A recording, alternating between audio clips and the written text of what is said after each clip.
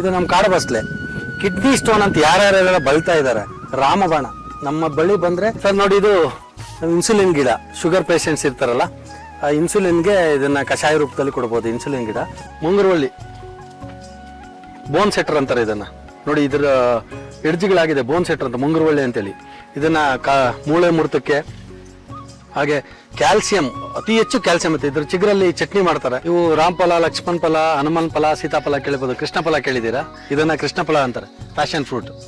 ಅತಿ ಹೆಚ್ಚು ಫೈಬರ್ ಇದೆ ಇದರಲ್ಲಿ. ಅತಿ ಕಾಡ ಕೊತ್ತಂಬರಿ ಅಂತಾರೆ ಇದನ್ನ. ಕೊತ್ತಂಬರಿಗಿಂತ ಸ್ಮೆಲ್ ಇರುತ್ತೆ. ನೀವು ಬೇಕಾದ್ರೆ ಇದನ್ನ ಚಿವುಟಿ ಸ್ಮೆಲ್ ಮಾಡ್ಬೋದು. ಪಾಸಿಟಿವ್ ಕೊಡು ಅಂತೇಳಿ ಅದನ್ನು ಪ್ರೇಯರ್ ಮಾಡಿ ಎಗ್ ಮಾಡಿದ್ರೆ ಹಾರ್ಟ್ ಟಚ್ ಆಗಬೇಕು, ಮತ್ತು ಹಣೆ ಟಚ್ ಆಗಬೇಕು. ಹಣೆ ಹಾರ್ಟ್ ಎರಡೂ ಟಚ್ ಮಾಡಿ ಪ್ರೇಯರ್ ಮಾಡಿದ್ರೆ ಅದು ನಿಮ್ಮನ್ನ ಸಕ್ ಮಾಡುತ್ತೆ. JCB ಬಂದು ಹೇಳಿದ್ರೆ ನಿಮ್ಮನ್ನು ತೆಗಿಯೋಕ್ಕಾಗಲ್ಲ. ಇದು ಶತಾವರಿ ಅಂತೇಳಿ. ಶತಾವರಿ ಅಂತೇಳಿ 1000 ಮಕ್ಕಳ ತಾಯಿ ಅಂತಾರೆ ಇದನ್ನ. ಇದಂದ್ರೆ 1000 ಗಡ್ಡೆಗಳು ಬರುತ್ತೆ ಇದ್ರ ಕೆಳಗಡೆ. ಒಂದು ಹೆಣ್ಣಿನ ಗೃಹಿಣಿಯ, ಒಂದು ಮಹಿಳೆಯ ಗರ್ಭಕೋಶದ ಸಂಬಂಧಿತ ಯಾವುದೇ ಸಮಸ್ಯೆ ಇರಲಿ, ಶತಾವರಿ ಚೂರ್ಣ ಅಂತ ಬರುತ್ತೆ. ನೀವು ಗಮನಿಸ್ಬೋದು. ಇದು ಸಹದೇವಿ ಅಂತೇಳಿ. ತುಳಸಿ ಗಿಡಕ್ಕಿಂತ ಶ್ರೇಷ್ಠ ಇದು. ಯಾರಿಗೂ ಗೊತ್ತಿಲ್ಲ ಇದ್ರ ಬಗ್ಗೆ ಮಾಹಿತಿ.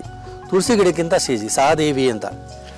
ನಮ್ಮ ಮನೆ ಮುಂದೆ ಅಂಗಳದಲ್ಲಿ ಅಮೃತ ಬಳ್ಳಿ ಹಾಕಿದ್ದೀವಿ. ಇದು ಅಲಂಕಾರಿಕವಾಗಿ ಹೌದು, ಹಾಗೆ ಔಷಧಿನೂ ಹೌದು. ಅಮೃತ ಬಳ್ಳಿ ದಿವ್ಯ ಔಷಧ. ಅದರಲ್ಲಿ ಅಮೃತ ಅನ್ನೋ ಹೆಸರೇ, ಅದು ಬಳ್ಳಿಯಲ್ಲಿ ಅಮೃತ ಅನ್ನೋ ಹೆಸರೇ ಸೇರಿದೆ. ನಿಜವಾಗೂ ಇದು ಆಯುರ್ವೇದದಲ್ಲಿ ಅಮೃತನೇ ಇದು. ಇದನ್ನು ಔಷಧಿಯಾಗಿ ಬಳಸ್ಕೋಬೋದು. ಈಗ ನಮ್ಮ ಮನೆ ಅಂಗಳದಲ್ಲೇ ನಾವು ಆಯುರ್ವೇದ ಸಸ್ಯಗಳು ಸಹ ಇದೇ ರೀತಿ ಬಳಸ್ಕೊಂಡು ಮನೆ ದಿನನಿತ್ಯ ಸಣ್ಣ ಪಣ್ಣ ಕಾಯಿಲೆಗಳಿಗೆಲ್ಲ ನಾವು ಇದನ್ನು ಬಳಸ್ಕೋಬೋದು ನಾವು ಮನೇಲಿ. ನಮ್ಮ ಪಾರ್ಕ್ಗಳಲ್ಲೆಲ್ಲ ಹಾಕ್ಬೇಕಂದ್ರೆ ನೋಡಿ, ನಾವು ತಿನ್ನೋಕ್ಕಾಗದೇ ಇದ್ರು ನೋಡಿ, ಒಂದು ಇರುವೆ ತಿಂತಾ ಇದೆ, ಎಷ್ಟೋ ಗಿಣಿಗಳು ಬಂದು ತಿನ್ನುತ್ತೆ, ಎಷ್ಟೋ ಪಕ್ಷಿಗಳು ತಿನ್ನುತ್ತೆ. ಅದ್ಭುತವಾದ ರುಚಿ. ಆಮೇಲೆ ಈ ಸೀಬೆದ ಔಷಧಿ ಗಿಣ ಇದೆ, ಅದು ಹೇಳ್ಬಿಡ್ತೀನಿ. ಇದನ್ನು ಏರ್ ಡೈ ಆಗಿ ಬಳಸ್ಬೋದು. ಎಲೆನ, ಈ ಎಲೆನ ಏರ್ ಡೈ ಆಗಿ ಬಳಸ್ಬೋದು. ತುಂಬ ಚೆನ್ನಾಗಾಗುತ್ತೆ, ಯಾವುದೇ ಕೆಮಿಕಲ್ ಇಲ್ಲದೆ. ಆಮೇಲೆ ಚೇಪೆಕಾಯಿ ತಿನ್ನೋದ್ರಿಂದ ಕಾನ್ಸ್ಟಿಪೇಷನ್ ಪ್ರಾಬ್ಲಮ್ ಆಗೋದಿಲ್ಲ, ಮೋಷನ್ ಕ್ಲಿಯರ್ ಆಗುತ್ತೆ. ಆಮೇಲೆ ಹೆಚ್ಚು ಕ್ಯಾಲ್ಸಿಯಂ ಇದೆ, ವಿಟಮಿನ್ C ಇದೆ. ಹಾರ್ಟ್ ಸಂಬಂಧಪಟ್ಟಂಥ ಹೃದಯ ಸಂಬಂಧಿ ಕಾಯಿಲೆಗಳು ಸಹ ಬರೋದಿಲ್ಲ. ಆಡ್ಸೋಗೆ ಅಂತೇಳಿ ಎಂಥದ್ದೇ ಶ್ವಾಸ ಸಂಬಂಧಿ ಕಾಯಿಲೆಗಳಿದ್ರು ಇದರ ಕಷಾಯ ಅದ್ಭುತ. ರಾಮಬಾಣ ಇದು. ಪಾರಿಜಾತ ಇದೆ. ಇದು ತುಂಬ ಔಷಧಿ, ಆಯುರ್ವೇದದಲ್ಲಿ ಬಹಳಷ್ಟು ಬಳಸ್ತಾರೆ ಇದನ್ನು. ಕರೋನಾ ಟೈಮಲ್ಲಿ ಕಷಾಯಗಳಿಗೆಲ್ಲ ಬಳಸ್ತಾ ಇದ್ರು. ಈ ಬೆರೀಸು ತುಂಬ ಒಳ್ಳೆಯದು. ಮಕ್ಕಳು ಬಂದವ್ರು ತಿಂತಾರೆ. ಏನೋ ಬಂದು ಲೇಔಟಿಗೆ ಬರ್ತಾರೆ ಆಟ ಆಡಲಿಕ್ಕೆ. ಹಣ್ಣಾಗಿದ್ದಾಗ ಹಣ್ಣು ತೊಗೊಂಡು ತಿಂತಾರೆ. ಸಂಕಲ್ಪ ಒಂದಿತ್ತು, ನಾನು ಈ ಮರಗಳು ಒಂದು 10,000 ಮರ ನೆಡಬೇಕು ಅನ್ನೋದು ನನ್ನ ಜೀವನದ ಚಿಕ್ಕ ವಯಸ್ಸಿಂದ, ನಾನು ಚಿಕ್ಕ ಮಗುವಿಂದ ನನಗೆ ಅದೊಂದು ರೀತಿ ಸಂಕಲ್ಪ. ಅದರ ಫಲವಾಗಿ ನಾನು ಸುಮಾರು ಆ ಮರಗಳು ನೆಟ್ಟಾಗಿ ರೋಡ್ ಬದಿಯಲ್ಲಿ ಸುಮಾರು ಬರ್ತಾ ನೋಡ್ಬೋದು ನೀವು ರಸ್ತೆಯಲ್ಲಿ. ಇವತ್ತು ನನ್ನ ಹಳ್ಳೀಲಿ ನಾನು ಕತ್ತಿ ಮರ, ನನ್ನ ಹಳ್ಳಿ ವಾತಾವರಣ, ಅರಳಿ ಮರ ಎಲ್ಲವೂ ಸಿಗ್ತಾ ಇದೆ. ನಾನು ನೆಟ್ಟಿದ್ದೀನಿ. ಇವತ್ತು ನನ್ನ ಮನೆ ಅಂಗಳದಲ್ಲೂ ಇರ್ಬೋದು, ನೋಡ್ಬೋದು ನೀವು. ಫುಲ್ಲು ಹೊಂಗೆ ಯಾವ ರೀತಿ ಇದೆ, ಹಸಿರಾಗಿದೆ, ಬಂದರೆ ಒಂಥ ಆಹ್ಲಾದಕರವಾಗಿದೆ. ಇವತ್ತು ನನ್ನ ಕೈದೋಟದಲ್ಲಿ ಮಾವಿನಕಾಯಿಗಳು ನೋಡ್ಬೋದು, ಹಣ್ಣು ಎಲ್ಲ ರೀತಿಯಲ್ಲಿ. ನಾವು ಇದು ಆಯುರ್ವನ ಅಂತ ಮಾಡಿದ್ದೀವಲ್ಲ, ಔಷಧಿ ಸಸ್ಯಗಳು ಇದೆ.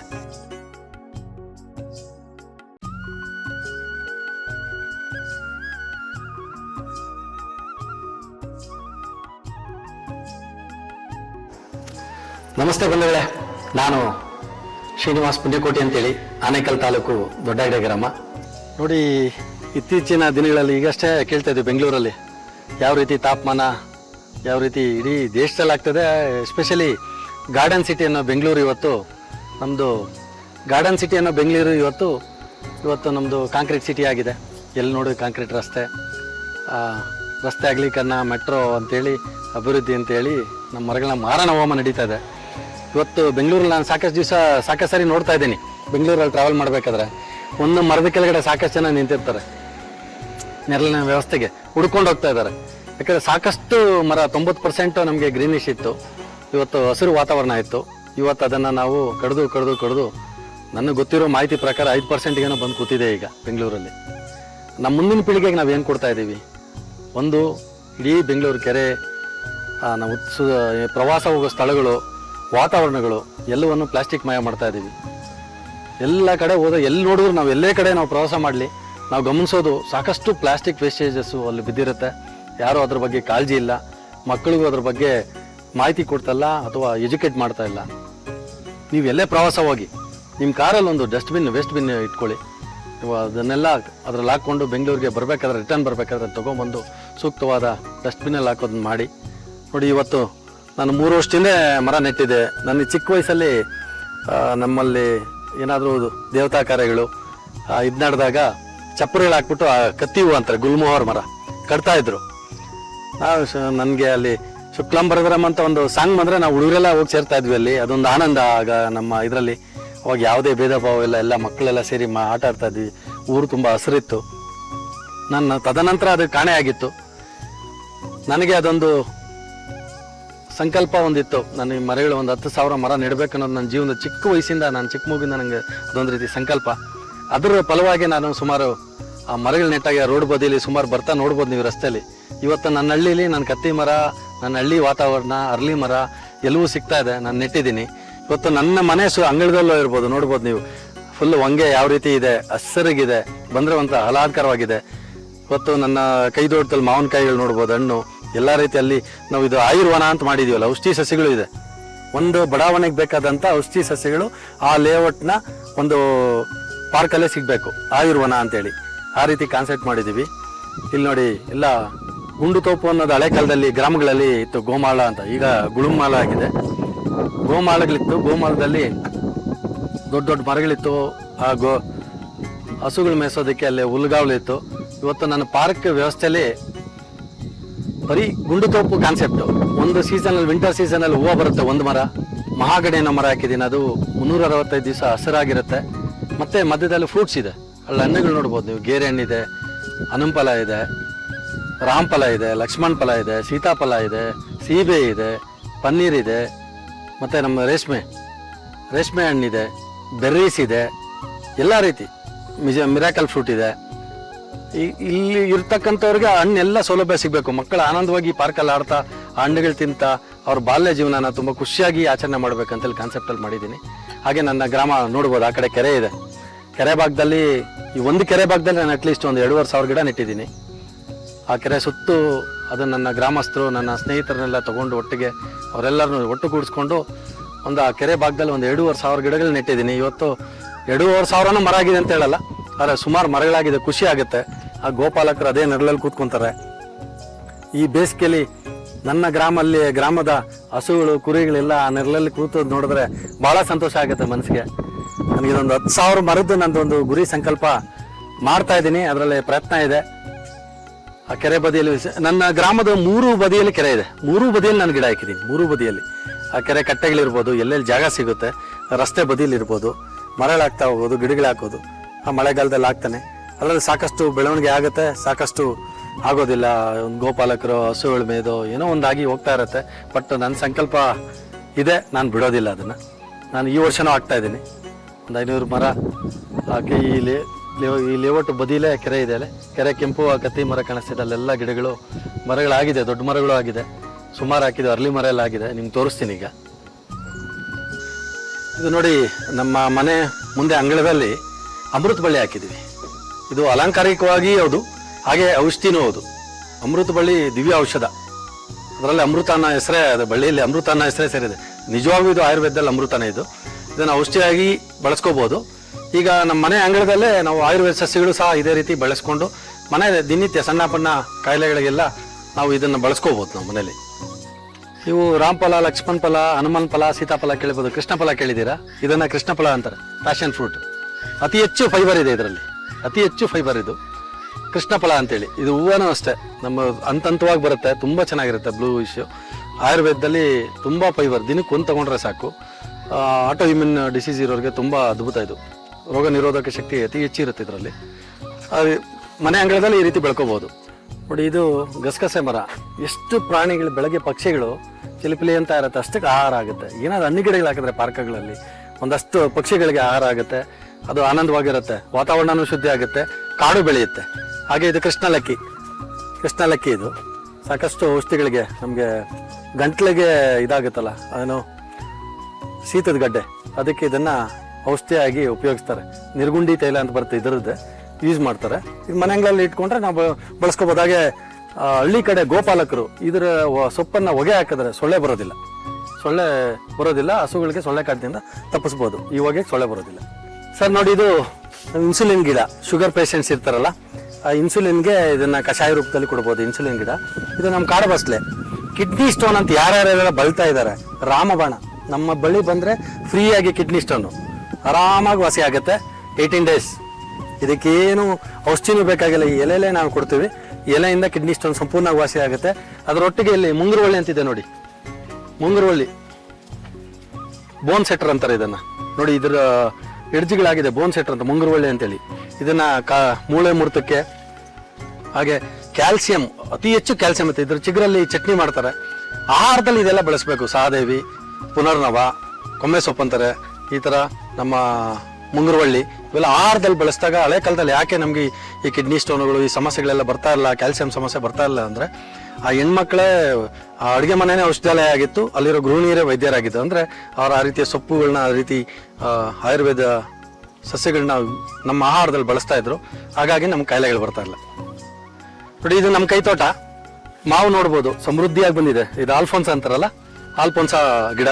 ಇಲ್ಲೊಂದು ಬಾದಾಮಿ ಇದೆ ನೋಡಿ, ಎಷ್ಟು ಗೊಂಚಲು ಎಷ್ಟು ದೊಡ್ಡದಾಗಿ ಬಂದಿದೆ, ಅದ್ಭುತ. ಇದಕ್ಕೆ ಯಾವುದೇ ರೀತಿಯ ಫರ್ಟಿಲೈಸರ್ಸ್ ಇಲ್ಲ.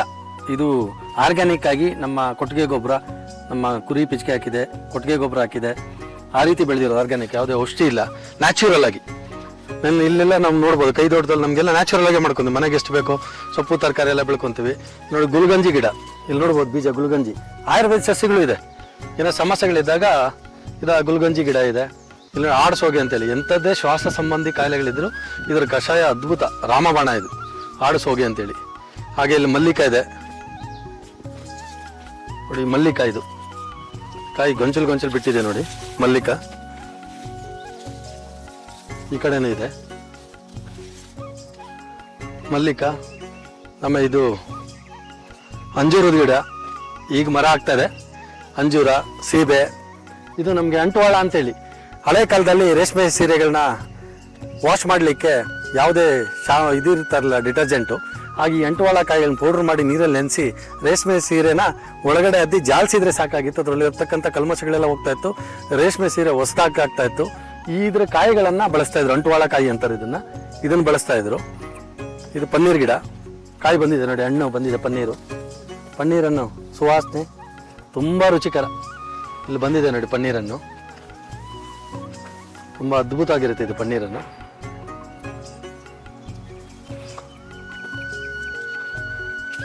ಈ ಚೇಪೆ ಇಲ್ಲಿ ನೋಡ್ಬೋದು, ಇದು ತುಂಬ ಅದ್ಭುತ ಹಣ್ಣಾಗಿದೆ ನೋಡಿ. ಯಾಕೆ ಈ ಥರ ನಮ್ಮ ಪಾರ್ಕ್ಗಳೆಲ್ಲ ಹಾಕ್ಬೇಕಂದ್ರೆ ನೋಡಿ, ನಾವು ತಿನ್ನೋಕ್ಕಾಗದೇ ಇದ್ರು ನೋಡಿ, ಒಂದು ಇರುವೆ ತಿಂತಾ ಇದೆ, ಎಷ್ಟೋ ಗಿಣಿಗಳು ಬಂದು ತಿನ್ನುತ್ತೆ, ಎಷ್ಟೋ ಪಕ್ಷಿಗಳು ತಿನ್ನುತ್ತೆ, ಅದ್ಭುತವಾದ ರುಚಿ. ಆಮೇಲೆ ಈ ಸೀಬೆದ ಔಷಧಿ ಗಿಣ ಇದೆ, ಅದು ಹೇಳ್ಬಿಡ್ತೀನಿ. ಇದನ್ನ ಏರ್ ಡೈ ಆಗಿ ಬಳಸ್ಬೋದು ಎಲೆನ.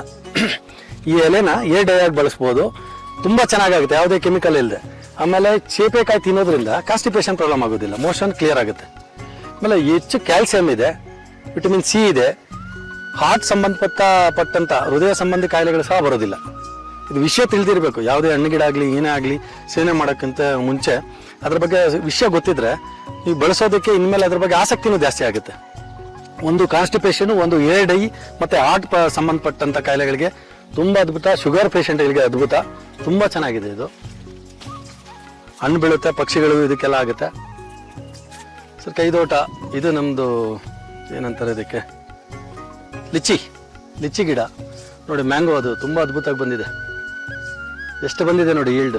ಇದಕ್ಕೇನು ಯಾವುದೇ ರೀತಿ ಔಷಧಿ ಸಿಂಪಡಣೆ ಇಲ್ಲ. ಮನೆ ಹತ್ರ ಸಿಗುವಂಥ ನಮ್ಮ ಹಸುಗಳ ಸಗಣಿ, ನಮ್ಮ ಕುರಿ ಪಿಚ್ಕೆ ಇದೇ ಹಾಕಿರೋದು.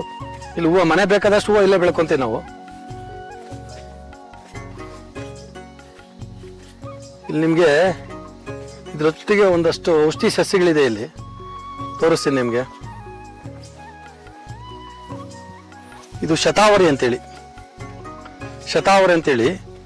1000 ಮಕ್ಕಳ ತಾಯಿ ಅಂತಾರೆ ಇದನ್ನ. ಇದಂದ್ರೆ 1000 ಗಡ್ಡೆಗಳು ಬರುತ್ತೆ ಇದ್ರ ಕೆಳಗಡೆ.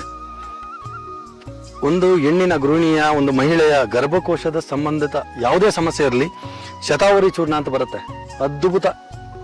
ಗರ್ಭಕೋಶಕ್ಕೆ ಸಂಬಂಧಪಟ್ಟಂಗೆ ಪೀರಿಯಡ್ ಸಮಸ್ಯೆ, PCOD ಏನೇ ಇರಲಿ, ಅದನ್ನು ದಿನನಿತ್ಯ ತಜ್ಞ ವೈದ್ಯರ ಸಲಹೆಯಂತೆ ಅದನ್ನು ಚೂರ್ಣ ಮಾಡಿಕೊಂಡು ಬಳಸಿದೆ ಆದರೆ ಅವ್ರ ಸಮಸ್ಯೆಗಳು ಶಾಶ್ವತವಾಗಿ ಪರಿಹಾರ ಆಗುತ್ತೆ.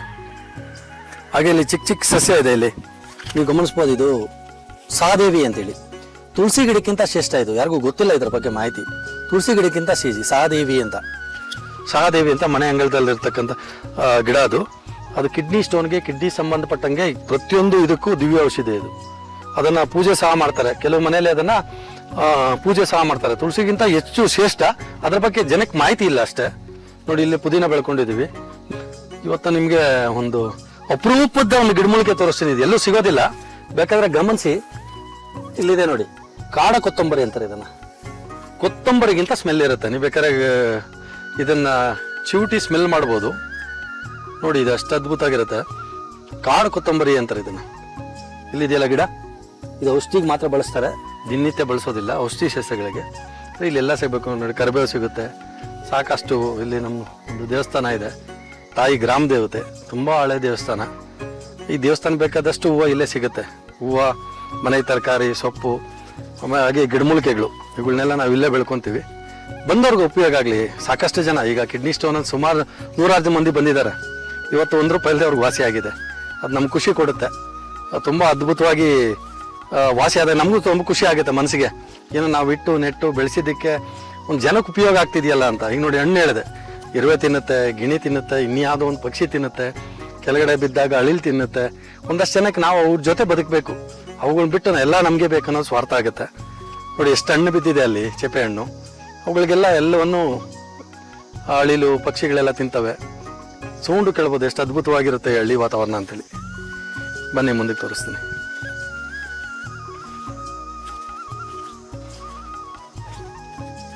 ನನ್ನ ಮಾತ್ರ ಸೂಪರ್ ಬಂದಿದೆ ನೋಡಿ, ನ್ಯಾಚುರಲ್ ಆಗಿ. ಜಾಗನ ಸದುಪಯೋಗ ಪಡಿಸ್ಕೋಬೇಕು. ಮಾಡ್ಕೊಂಡಾಗ ನಾವು ದುಡ್ಡು ಕೊಟ್ಕೊಳ್ಳೋ ಅವಶ್ಯಕತೆ ಇರೋದಿಲ್ಲ. ಅಂದರೆ ಮನಸ್ಸು ಬೇಕಷ್ಟೇ, ಅದನ್ನು ಬೆಳೆಸೋವಂಥ ಮನಸ್ಸು ಬೇಕು. ಬೆಳೆಸಿದ್ದೆ ಆದರೆ ನ್ಯಾಚುರಲ್ ಆಗಿ ಹಣ್ಣು, ಇದಕ್ಕೇನು ಕೆಮಿಕಲ್ ಏನು ಬೇಕಾಗಿರೋದಿಲ್ಲ. ಹಣ್ಣು ಮಾಡೋದಕ್ಕೂ ಕಾರ್ಬೆಟ್ ಅಂತ ಯೂಸ್ ಮಾಡ್ತಾರೆ, ಮಾಡಬಾರ್ದು ಅದನ್ನು. ಹಾಗೆ ನಮ್ಮ 1 ನಂಬರಿಕೆ ಸೊಪ್ಪು ಅಂತ ಬರುತ್ತೆ, 1 ನಂಬರಿಕೆ ಸೊಪ್ಪು ಅಂತ, ಅದನ್ನು ಇಟ್ಟು ಇದನ್ನು ನಾವು ಹಳೆ ಕಾಲದಲ್ಲಿ ಧೂಪ ಹಾಕಿ ಹಣ್ಣು ಮಾಡ್ತಾಯಿದ್ವಿ. ಬಾಳೆಗೊನೆ, ಮಾವು ಎಲ್ಲ ಆ ರೀತಿ ನ್ಯಾಚುರಲಾಗಿ ಹಣ್ಣು ಮಾಡ್ಕೋಬೋದು. ನೋಡಿ, ಇಲ್ಲೊಂದು ಶಿವನ ಪಾದ ಅಂತಾರೆ, ಕ್ಯಾನ್ಸರ್ಗೆ ಒಳ್ಳೇದಿದು. ಇದರಲ್ಲಿ ಕ್ಯಾನ್ಸರ್ಗೆ ಔಷಧಿ ಕೊಡ್ತಾರೆ. ನಮ್ಮದು ಗಿಡ್ಡೆ ತಳಿ ಗೌರಿ. ಬಾರ ಬಾರ ಬಾರ ಬಾರ ಬಾರ ಭಯ ಅದಕ್ಕೆ. ಬಾರಮ್ಮ, ಬರಲ್ಲ ಬರಲ್ಲ ಬಾರ. ಸುಬ್ಬಿ ಸುಬ್ಬಿ ಅವಳು ಬಂದ್ಲು, ಬರ. ಅಲ್ಲೊಂದಿದೆ ನೋಡಿ, ಇದ್ರ ಮಗು ಅಲ್ಲ ಅದು, ಅದ್ರ ಮಗು, ಇದ್ರ ಮಗು ಇದು. ಮನೆ ಹತ್ರ ಹಸು ಇರಬೇಕು, ರೈತರು ಅಂದರೆ ಹಸು ಇರಬೇಕು. ಆ ಗೋಮಾತೆ ಇದ್ದರೆ ಅದರ ಪಾಸಿಟಿವ್ ಒಂದು 40 ಅಡಿ ಸುತ್ತಲತ್ತಲ್ಲ ಅದ್ರ ಪಾಸಿಟಿವ್ ಹೊಡಿತಾ ಇರುತ್ತೆ. ಆನಂದನೇ ಬೇರೆ. ಗಿಡ್ಡು ತಳಿ ಅಂತಾರೆ, ಪುಂಗನೂರು ಕ್ರಾಸು ಗೌರಿ ಅಂತ ಹೆಸರಿಟ್ಟಿದ್ದೀವಿ. ನಮ್ಮ ಗ್ರಾಮದ ಪ್ರಾಚೀನ ಗ್ರಾಮ ದೇವತೆ ಈ ಅಮ್ಮ, ಆವಲ ಗಂಗಮ್ಮ ಅಂತೇಳಿ. ಅಂದರೆ ಆ ಕಾಲದಿಂದನೂ ಇಲ್ಲಿ ಪೂಜೆ ಮಾಡ್ಕೊಂಡು ಬರ್ತಾ ಇದ್ದಾರೆ. ಪಕ್ಕದಲ್ಲಿತ್ತು, ನಾವು ಅದನ್ನ ಗಮನಿಸಿರಲಿಲ್ಲ. ಹೀಗೆ ನಮಗೆ ಸಮಸ್ಯೆ ಬಂದಾಗ ಕುಂದಾಪುರದಲ್ಲಿ ನಾವೊಬ್ಬರು ಗುರುಗಳ ಹತ್ರ ಅಷ್ಟಮಂಗ್ಲ ಆಗ್ದಾಗ ತಾಯಿ ಇದು ಸಮಸ್ಯೆ ಬಂತು. ಆಗ ಕಟ್ಟಿಸಿ ಆಮೇಲೆ ಅನಂತರ ನನ್ನ ಮನೇನೂ ಕಂಪ್ಲೀಟ್ ಆಯಿತು, ನಮ್ಮ ಸಮಸ್ಯೆನೂ ಬಗೆಹರಿತು. ತುಂಬ ಪವರ್ಫುಲ್ ದೇವರು ಆವಲ ಗಂಗಮ್ಮ ಅಂತೇಳಿ. ಹಾಗೆ ನೋಡಿ, ಇಲ್ಲಿ ಗಿಡಗಳಿಲ್ಲೂ ಅಷ್ಟೇ, ದೇವಸ್ಥಾನ ಬೇಕಾದಷ್ಟು ಆ ತಾಯಿ ವಾತಾವರಣ ಇರಬೇಕು, ಆ ರೀತಿ ಇದೆ. ಬಿಳಿ ಎಕ್ಕದ ಗಿಡ ಇದೆ, ಮಲ್ಲಿಗೆ ಇದೆ. ಇದು ಮನೋರಂಜನಾ ಹೂವು ಅಂತಾರೆ, ತುಂಬ ಅದ್ಭುತವಾದ ಸುವಾಸನೆ ಇದು. ಇದೊಂದು ಕಾರಲ್ಲಿ ಇಟ್ಕೊಂಡ್ಬಿಟ್ರೆ ನೀವು ಯಾವುದು ನಿಮಗೆ ಪರ್ಫ್ಯೂಮೇ ಬೇಕಾಗಿಲ್ಲ, ಮನೋರಂಜನಾ ಹೂವು ಅಂತಾರೆ ಇದನ್ನು. ಅಷ್ಟು ಮನಸ್ಸು ಉಲ್ಲಾಸ ಆಗುತ್ತೆ. ಈ ಹೂವು ಇರೋದು, ಈ ಸ್ಮೆಲ್ಲು, ಸ್ವಾದ, ಇದನ್ನು ನಾವು ಸುವಾಸನೆಯನ್ನು ನಾವು ತೊಗೊಂಡಾಗ ಮನಸ್ಸು ಉಲ್ಲಾಸ ಆಗುತ್ತೆ, ಮನೋರಂಜನಾ ಅಂತೇಳಿ. ಅಡಿಕೆ ಮರ ಇದು ನಮ್ಮ ಕೈತೋಟ. ದೊಡ್ಡ ಪತ್ರ ಇದೆ, ಯಾರ ಕೆಮ್ಮು ಅದು ಸಮಸ್ಯೆ ಇರೋರಿಗೆ ದೊಡ್ಡ ಪತ್ರ ಯೂಸ್ ಮಾಡ್ಬೋದು. ಇದು ಸಂಪಿಗೆ ಹೂವನೂ ಇದೆ. ಹಾಗೆ ಇದು ಶಿವಲಿಂಗ ಮರ, ಲಿಂಗ ಬರುತ್ತಲ್ಲ ಹೂದಲ್ಲಿ, ಶಿವಲಿಂಗ ಮರ. ಇದು ಬರೋದೇ 6-7 ವರ್ಷ ಆದಮೇಲೆ. ಇದಾಗಿದೆ, 5-6 ವರ್ಷ ಆಗಿದೆ ನಾನು ಹಾಕಿ ಗಿಡ. ಇದು ಹೂವು ಇನ್ನೂ ಸ್ಟಾರ್ಟ್ ಆಗಿಲ್ಲ, ಮೋಸ್ಟ್ಲಿ ಬರೋ ವರ್ಷ ಸ್ಟಾರ್ಟ್ ಆಗ್ಬೋದು. ನಮ್ಮ ಕೈ ತೋಟ ಇದು ಬಾಳೆ, ಅಲ್ಲಿ ಎಳದಾಳು ಬಾಳೆ ಅಂತ ಒಂದು ಡಿಫ್ರೆಂಟ್ ತಳಿ ಇದೆ, ತುಂಬ ಚೆನ್ನಾಗಿದೆ ಇದು ಆರೋಗ್ಯಕ್ಕೆ. ಮತ್ತು ಇಲ್ಲಿ ಕೈ ತೋಟದಲ್ಲೆಲ್ಲ ಸಸಿಗಳು, ಬಿಲ್ಲುಪತ್ರೆ ಇದೆ, ಅಲ್ಲಿ ಬಿಲ್ಲುಪತ್ರೆ ಮರ ಇದೆ, ಆರೆಂಜ್ ಇದೆ, ಎಲ್ಲ ರೀತಿ ಗಿಡ ಇಲ್ಲಿ ಹಾಕಿದ್ದೀವಿ. ಅಂದರೆ ಒಂದು ವಾತಾವರಣ ಕಾಡು ರೀತಿಲಿ. ತುಳಸಿ ಗಿಡಗಳು ಯಥೇಚ್ಛವಾಗಿ ಸಿಗ್ಬೋದು ನಿಮ್ಗೆ ಇಲ್ಲಿ, ಎಲ್ಲ ತುಳಸಿ ಗಿಡಗಳು. ದೇವ್ರಿಗೆ ಏನೇನು ಬೇಕು ಎಲ್ಲ ಇಲ್ಲಿ ಸಿಗುತ್ತೆ.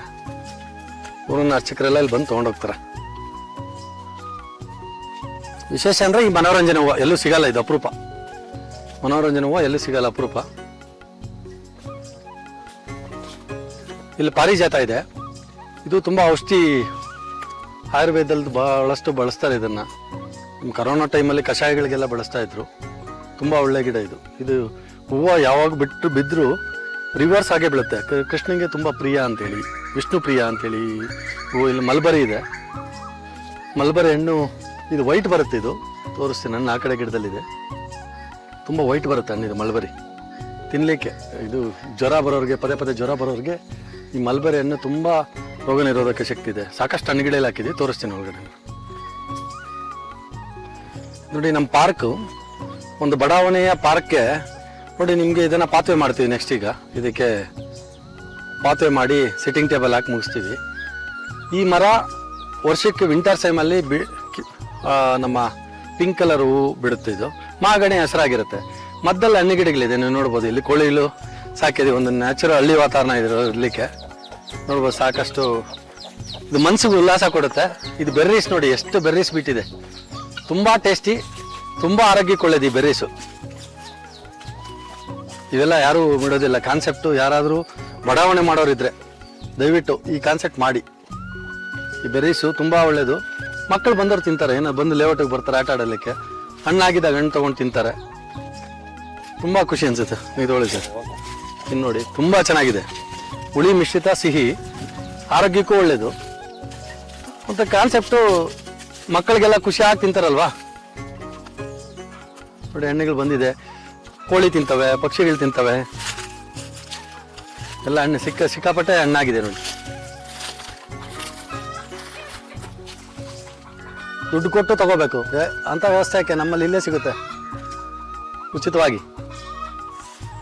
ಎಷ್ಟು ಚೆನ್ನಾಗಿದೆ ನೋಡಿ. ಲಕ್ಷ್ಮಣ ಫಲನೂ ಇದೆ, ಹನುಮ ಫಲನೂ ಇದೆ. ಇದು ಬೆರ್ರಿನೇ. ಇಲ್ಲಿ ನಮಗೆ ಗೇರಣ್ಣು ಹಾಕಿದ್ದೀನಿ. ಒಂದು ಮಲೆನಾಡ ಒಂದು ಇದು ಸಿಗುತ್ತೆ. ತುಂಬ ಹಣ್ಣು ಬಂದಿದೆ ನಮ್ಗೆ. ಸುಮಾರು ಒಂದು 5 kg ಆಗಷ್ಟು ಇದ್ದಿದೆ. ಇಲ್ಲೊಂದು ಸೀಬೆ ಇದೆ ನೋಡಿ. ಕೋಳಿಗಳೆಲ್ಲ ನೆರಳು ನೋಡಿ. ಒಂದು ಗಿಡ ಇದ್ರೆ ಎಷ್ಟು ಒಳ್ಳೇದಂತ ನೋಡಿ ಸರ್, ಹೇಳ್ತಾ ಇದ್ದೀನಲ್ಲ ನೋಡಿ. ಆ ಕೋಳಿಗಳು ನೆರಳು ಹರಿಸಿ ಬಂದಿದ್ದಾವೆ. ಒಂದು ಮರ ಏನೆಲ್ಲ ಉಪಯೋಗ ಆಗುತ್ತೆ ಅಂತೇಳಿ. ಕೊಡ್ಲಿ ಹಾಕಿ ಕಟ್ ಮಾಡೋದು 5 ನಿಮಿಷ, ಬಟ್ ನೋಡಿ ಆ ಉಪಯೋಗ ನೋಡಿ. ಅದು ಆ ನೆರಳು ಆಶ್ರಯಿಸಿ ಎಷ್ಟು ವಿಶ್ರಾಂತಿ ತಗೊತಾ ಇದೆ. ಖುಷಿ ಅನ್ಸಲ್ವ ಇವೆಲ್ಲ? ಆ ಸೌಂಡ್ ಕೇಳೋದು ನೋಡಿ. ಹಣ್ಣಿದೆ, ಹಣ್ಣು ತಿಂತವೆ. ಪನ್ನೀರನ್ನು ಅವು ತಿಂದು ಬಿಟ್ಟಿದ್ರೆ ನಾವು ತಿಂದರೆ ಸಾಕು. ಮೊದಲು ಅವು ಸುಗ್ಗಿಯೇ ಬೇರೆ, ಸೌಂದರ್ಯನೂ ಬೇಡ. ಇಲ್ಲಿ ಇದು ವಾಟರ್ ಆಪಲ್ ಅಂತಾರಲ್ಲ, ವಾಟರ್ ಆಪಲ್ ಬಂದಿದೆ ನೋಡಿ. ಇದು ಎಷ್ಟು ಚೆನ್ನಾಗಿ ಬಂದಿದೆ ವಾಟರ್ ಆಪಲ್. ಇನ್ನೂ ದೊಡ್ಡದಾಗ ಬರುತ್ತೆ, ಈಗ ಬಿಡ್ತಾ ಇದೆ ಇದು. ಇದು ಪನ್ನೀರನ್ನು ಜಾಗಿದೆ. ಚೀಟಿ ಕೋಳಿ ಇದೆ. ಕೋಳಿದು ಸರ್ ಜಾಗ ಅಂತ ಬರುತ್ತೆ. ಫೈಟ್ರ್ ಇದೆ. ಆಮೇಲೆ ನಮ್ಮ ಮೈಸೂರು ಭಾಗದ ತಳಿ ಇದೆ ನಮ್ಮ ಹತ್ರ. ಆಮೇಲೆ ಸಿಟಿ ಕೋಳಿ ಅಂತಾರೆ, ಅದು ಹುಲ್ಕೋಳಿ ಅಂತೆಲ್ಲ ಸಿಟಿ ಕೋಳಿ ಅಂತಾರೆ ಅದನ್ನು ನಮ್ಮ ಕಡೆ ಆಡುಭಾಷೆಯಲ್ಲಿ. ಆಮೇಲೆ ನಾಟಿದು ಬಳ್ಳಾರಿ ಕಡೆದು ಇದೆ, ಮೈಸೂರು ಕಡೆದು ಇದೆ, ನಮ್ಮ ಲೋಕಲ್ದು ಇದೆ. ಕೋಳಿಗಳೆಲ್ಲ ಇಲ್ಲಿ ಸುಮಾರು ಕೋಳಿಗಳಿದೆ. ಸುಮಾರು ದಿನಕ್ಕೆ ಒಂದು 20-30 ಮೊಟ್ಟೆ ಇಡ್ತವೆ. ಅಲ್ಲಷ್ಟು ಮರಿ ಮಾಡ್ತದೆ. ಡಿಫ್ರೆಂಟ್ ನೋಡಲಿಕ್ಕೆ ಬೆಳಗ್ಗೆ ಖುಷಿ ಆಗುತ್ತೆ. ಹಳ್ಳಿ ವಾತಾವರಣ. ಇಲ್ಲಿ ಹುಂಜ ತುಂಬ ಚೆನ್ನಾಗಿದೆ ನೋಡಿ. ಇದು ಅದು ನೋಡಲಿಕ್ಕೆ ಒಳ್ಳೆ ಗೆಟಪ್, ತುಂಬ ಚೆನ್ನಾಗಿ ಕಾಣಿಸ್ತದೆ. ಮರಗಿಡದಲ್ಲಿ ನೆರಳಿಗೆ ಸೇರ್ತಾ ಇದ್ದಾವೆ ಅವೆಲ್ಲ. ಮಲ್ಬರಿ ಹಣ್ಣು ಇದೆಯಾ ನೋಡ್ತೀನಿ, ನಿಮ್ಮ ಅದೃಷ್ಟ ಇದ್ರೆ ಕೊಡ್ತೀನಿ. ಯಾವಾಗಲೂ ಇರ್ತಾ ಇತ್ತು ಮಲ್ಬರಿ ಹಣ್ಣು, ಖಾಲಿ ಆಗಿದೆ. ಮಲ್ಬರಿ ಹಣ್ಣು ಲಾಸ್ಟ್ ಟೈಮ್ ಎಲ್ಲ ಇತ್ತು, ಖಾಲಿ ಆಗಿದೆ ಹಣ್ಣು. ಇಲ್ಲ ಹಣ್ಣಿಲ್ಲ, ಸೀಸನ್ ಆಗೋಗಿದೆ. ತುಂಬ ಹಣ್ಣು ಬಿಡುತ್ತದೆ ವೈಟಿಗೆ. ಸಿಕ್ಕಾಪಟ್ಟೆ ಕೋಳಿಗಳಿದೆ ನೋಡಿ. ಎಲ್ಲ ಬಿಸಿಲಿಗೆ ಎಲ್ಲ ಒಂದು ಸೈಡಿಗೆ ಬಂದ್ಬಿಡ್ತವೆ. ಇದು ಕಾಕಡ ಹೂವು ಅಂತಾರೆ ಇದಕ್ಕೆ, ಮಲ್ಲೆ ಥರ. ನಾವು ಮನೆಗೆ ಇಲ್ಲೇ ಮಾಡ್ಕೊತೀವಿ, ದೇವಸ್ಥಾನಕ್ಕೆ, ಮನೆಗೆ ಬಳಸ್ಕೋಬೇಕು. ಜಾಗ ಇದ್ದಾಗ ಸುಮ್ಮನೆ ವೇಸ್ಟಾಗಿ ಇಟ್ಕೊಳ್ಳೋದಲ್ಲ, ಬಳಸ್ಕೋಬೇಕು.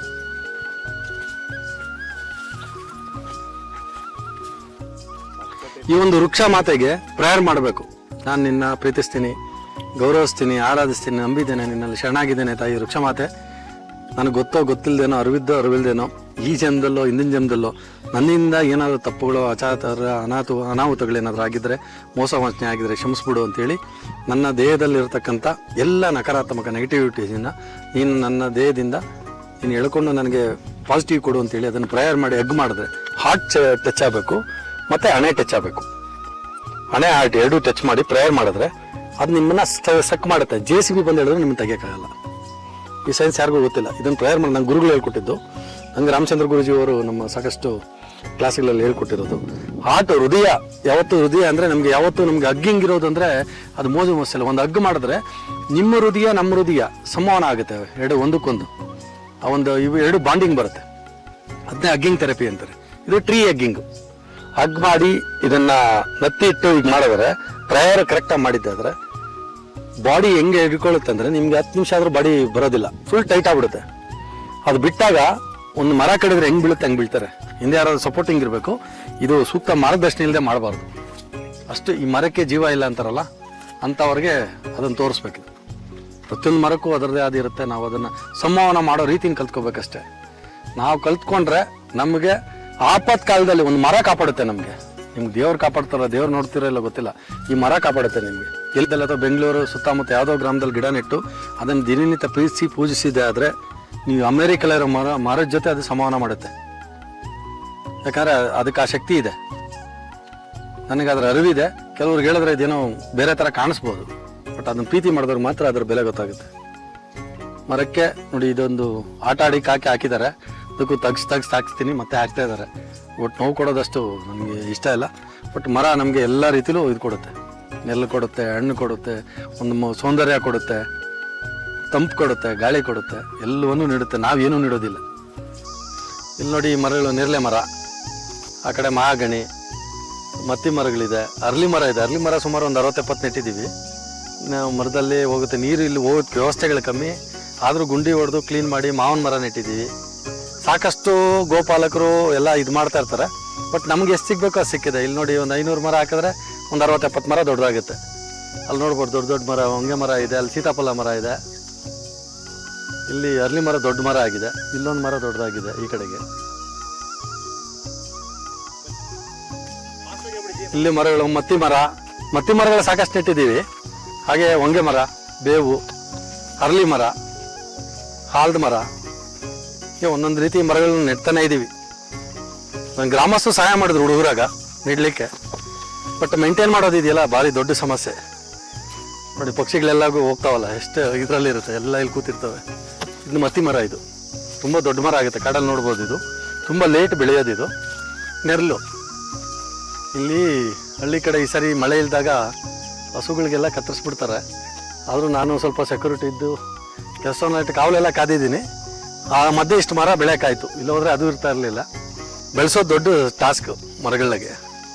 ನೋಡಿ ಇದೆಲ್ಲ ಊತಿರೋ ಗಿಡಗಳೇ ಎಲ್ಲ ಹೋಗಿದೆ. ಬಟ್ ಇನ್ನಷ್ಟು ಮರಗಳು ಇದು ನೋಡಿ ದೊಡ್ಡ ಮರ ಆಗಿದೆ. ಇದು ಎಷ್ಟು ನೆರಳು ಕೊಡುತ್ತೆ. ಇದು ತುಂಬ ನೆರಳು ಕೊಡುತ್ತೆ. ಆ ಕಡೆನೂ ಹಾಕಿದ್ದೀವಿ, ಅದು ನಾನೇ ಹಾಕಿರೋದು. ಲೇಔಟ್ ಒಳಗಡೆ ನಾನೇ ಹಾಕಿದ್ದ ಮರಗಳೆಲ್ಲ. ಬೇವು, ಮತ್ತಿ, ಗಿಡ ಮರಗಳು. ಈ ಜಾಲಿ ಮುಳ್ಳು, ಈ ಮುಳ್ಳಿದೆಯಲ್ಲ, ಇದನ್ನೆಲ್ಲ ತುಂಬೆ ಗಿಡ ಅಂತಾರೆ. ಇದನ್ನೆಲ್ಲ ಕತ್ತರಿಸಿ ನಾನು ಕ್ಲೀನ್ ಮಾಡಿಸಿದ್ದೆ. ಫುಲ್ ನಾನು ಸ್ವಂತ ದುಡ್ಡಲ್ಲಿ ಮಾಡಿಸಿದ್ದೆ. ಇದೇನು ನಾವು ಯಾರದೇ ಹತ್ರ ₹1 ದೇಣಿಗೆ ತಗೊಳ್ಳೋದಿಲ್ಲ. ಮರ ಗಿಡೋದು ನನ್ನ ಸಂಕಲ್ಪ, ನನ್ನ ಪ್ರೀತಿ, ನನ್ನಿದು. ಇದು ಅಪೇಕ್ಷೆ ಇಲ್ಲದೆ ಮಾಡೋವಂಥದ್ದು. ಯಾರ ಹತ್ರನೂ ₹1 ನಿರೀಕ್ಷೆನೂ ಇಲ್ಲ. ನನ್ನ ದುಡ್ಡು ಮೇಲೆ ನಾನೊಂದು ಪಾಲು ಅಂತೇಳಿ, ನನ್ನ ಲಾಭಾಂಶದಲ್ಲಿ ಒಂದು ಪಾಲು ಅಂತೇಳಿ ನಾನೊಂದು ಸಮಾಜ ಸೇವೆ ಅಂತ ಒಂದಷ್ಟು ರಂಗಗಳನ್ನ ಗುರ್ಸ್ಕೊಂಡಿದ್ದೀನಿ. ಒಂದು ಪರಿಸರ ಸೇವೆ, ವಿದ್ಯಾಸೇವೆ, ಧಾರ್ಮಿಕ ಸೇವೆ, ಅನ್ನದಾಸೋಹ, ಈ ರೀತಿ ಒಂದು 4 ರಂಗಗಳನ್ನ ಇಟ್ಕೊಂಡು ಆ ರಂಗಗಳಲ್ಲಿ ಪರ್ಟಿಕ್ಯುಲರ್ ಯಾರು ನೀಡೆಡ್ ಪರ್ಸನ್ ಇದ್ದಾರೆ ನಾನೇ ಹುಡುಕ್ತೀನಿ. ನನ್ನ ಹತ್ರ ಬರೋದಲ್ಲ, ನಾನೇ ಹುಡುಕಿ ಅಂಥವ್ರಿಗೆ ಮಾಡೋದು. ಹಾಗೆ ಈ ಪರಿಸರಕ್ಕೆ ಇದರಿಂದ ನನಗೇನು ಲಾಭಕ್ಕೋಸ್ಕರ ಮಾಡೋ ಅಂಥದ್ದಲ್ಲ ಇದು, ಅಥವಾ ಪ್ರಚಾರಕ್ಕೋಸ್ಕರ ಅಂಥವ್ರು ಮಾಡೋಂಥದ್ದಲ್ಲ. ಇದು ನನ್ನ ಪ್ರೀತಿ. ನಾನು ಹೋಗೋದು ಸತ್ಯ. ನಾನು ಕೊನೆಗೆ ಹೋಗ್ಬೇಕಾದ್ರೆ 100% ನಾನು ಎಲ್ಲವನ್ನು ಬಿಟ್ಟು ಹೋಗಲೇಬೇಕು. ನಾನು ಕೊನೆಗೆ ನನಗೆ ಸಮಾನಾಗಿ ಎಲ್ಲ ವಿಡಿಯೋದಲ್ಲಿ ಹೇಳಿರ್ತೀನಿ. ನಾನು ಸತ್ಯ ಅಂದರೆ ಏನಂದರೆ ಸಾವು ಅಂತೇಳಿ. ನಾನು ಸಾಯೋದಂತೂ 100% ಸಿದ್ಧ, ಅದು ಶತಸಿದ್ಧ, ಅದು ಗ್ಯಾರಂಟಿ. ಅದರೊಟ್ಟಿಗೆ ಹೋಗೋಕ್ಕೆ ಮುಂಚೆ ನನ್ನಿಂದ ಈ ಪರಿಸರ ನಾನು ಇಷ್ಟೆಲ್ಲ ಅನುಭವಿಸಿದ್ದೀನಿ, ನಾನು ಏನು ಕೊಟ್ಟಿದ್ದೀನಿ ಅಂತ ನನ್ನ ಆತ್ಮಸಾಕ್ಷಿಗೆ ನಾನು ಕ್ವಶನ್ ಹಾಕ್ಕೊಂಡೆ. ನನಗನ್ನಿಸ್ತು ನಾನೇನೋ ಮಾಡದೆ ಹೋಗೋ ತಪ್ಪಾಗುತ್ತೆ ಅಂತೇಳಿ ನಾನು ಹೋಗ್ಬಿಡ್ತೀನಿ. ಈ ಮರ ನಾನು ಹೋದ್ಮೇಲೂ ಇರುತ್ತೆ, ಸಾಕಷ್ಟು ಜನಕ್ಕೆ ನೆರಳು ಕೊಡುತ್ತೆ. ಸಾಕಷ್ಟು ಜನಕ್ಕೂ ನೆರಳು ಕೊಡೋದಲ್ಲದೆ ಒಂದಷ್ಟು ಪಕ್ಷಿಗಳಿಗೆ ಆಶ್ರಯ ಆಗುತ್ತೆ. ಇಲ್ಲಿ ನೆರಳಲ್ಲಿ ಕೂತ್ಕೊತಾರೆ. ಗಿಡಗಳಿಗೆ, ಒಂದು ಕೀಟಗಳಿಗೆ, ಎಲ್ಲ ರೀತಿಯಲ್ಲೂ ಒಂದು ನೇಚರಲ್ಲಿ ಇದು ಕೆಲಸ ಮಾಡುತ್ತೆ. ಹಾಗಾಗಿ ನನಗೆ ಈ ಪರಿಸರ ಸೇವೆ ತುಂಬ ಪ್ರೀತಿಯಿಂದ ಹೃದಯದಿಂದ ಮಾಡ್ತಕ್ಕಂಥ ಸೇವೆ ಇದು. ಗಿಡಗಳು ನೆಡೋದು, ಪರಿಸರ ಉಳಿಸೋದು ನಾನೇ ಅಲ್ಲ, ಪ್ರತಿಯೊಬ್ಬರು ಮಾಡಬೇಕಾದ ಕರ್ತವ್ಯ. ಅದರ ಅರಿವು ಎಲ್ರಿಗೂ ಆಗ್ತದೆ ಅನ್ನೋದು ನನ್ನ ಭಾವನೆ. ಈ ಬೇಸಿಗೆಯಲ್ಲಿ ಈ ಬಿಸಿಲಲ್ಲಿ ಎಲ್ರಿಗೂ ಆಗಿದೆ ಅನ್ಕೊತೀನಿ. ಬೆಂಗಳೂರಲ್ಲಿ 38 ಡಿಗ್ರಿ 39 ಡಿಗ್ರಿ 40 ಡಿಗ್ರಿ ಹೋದಾಗ ಸ್ವಲ್ಪ ಆದರೂ ಅರಿವು ಆಗಿರಬೇಕು.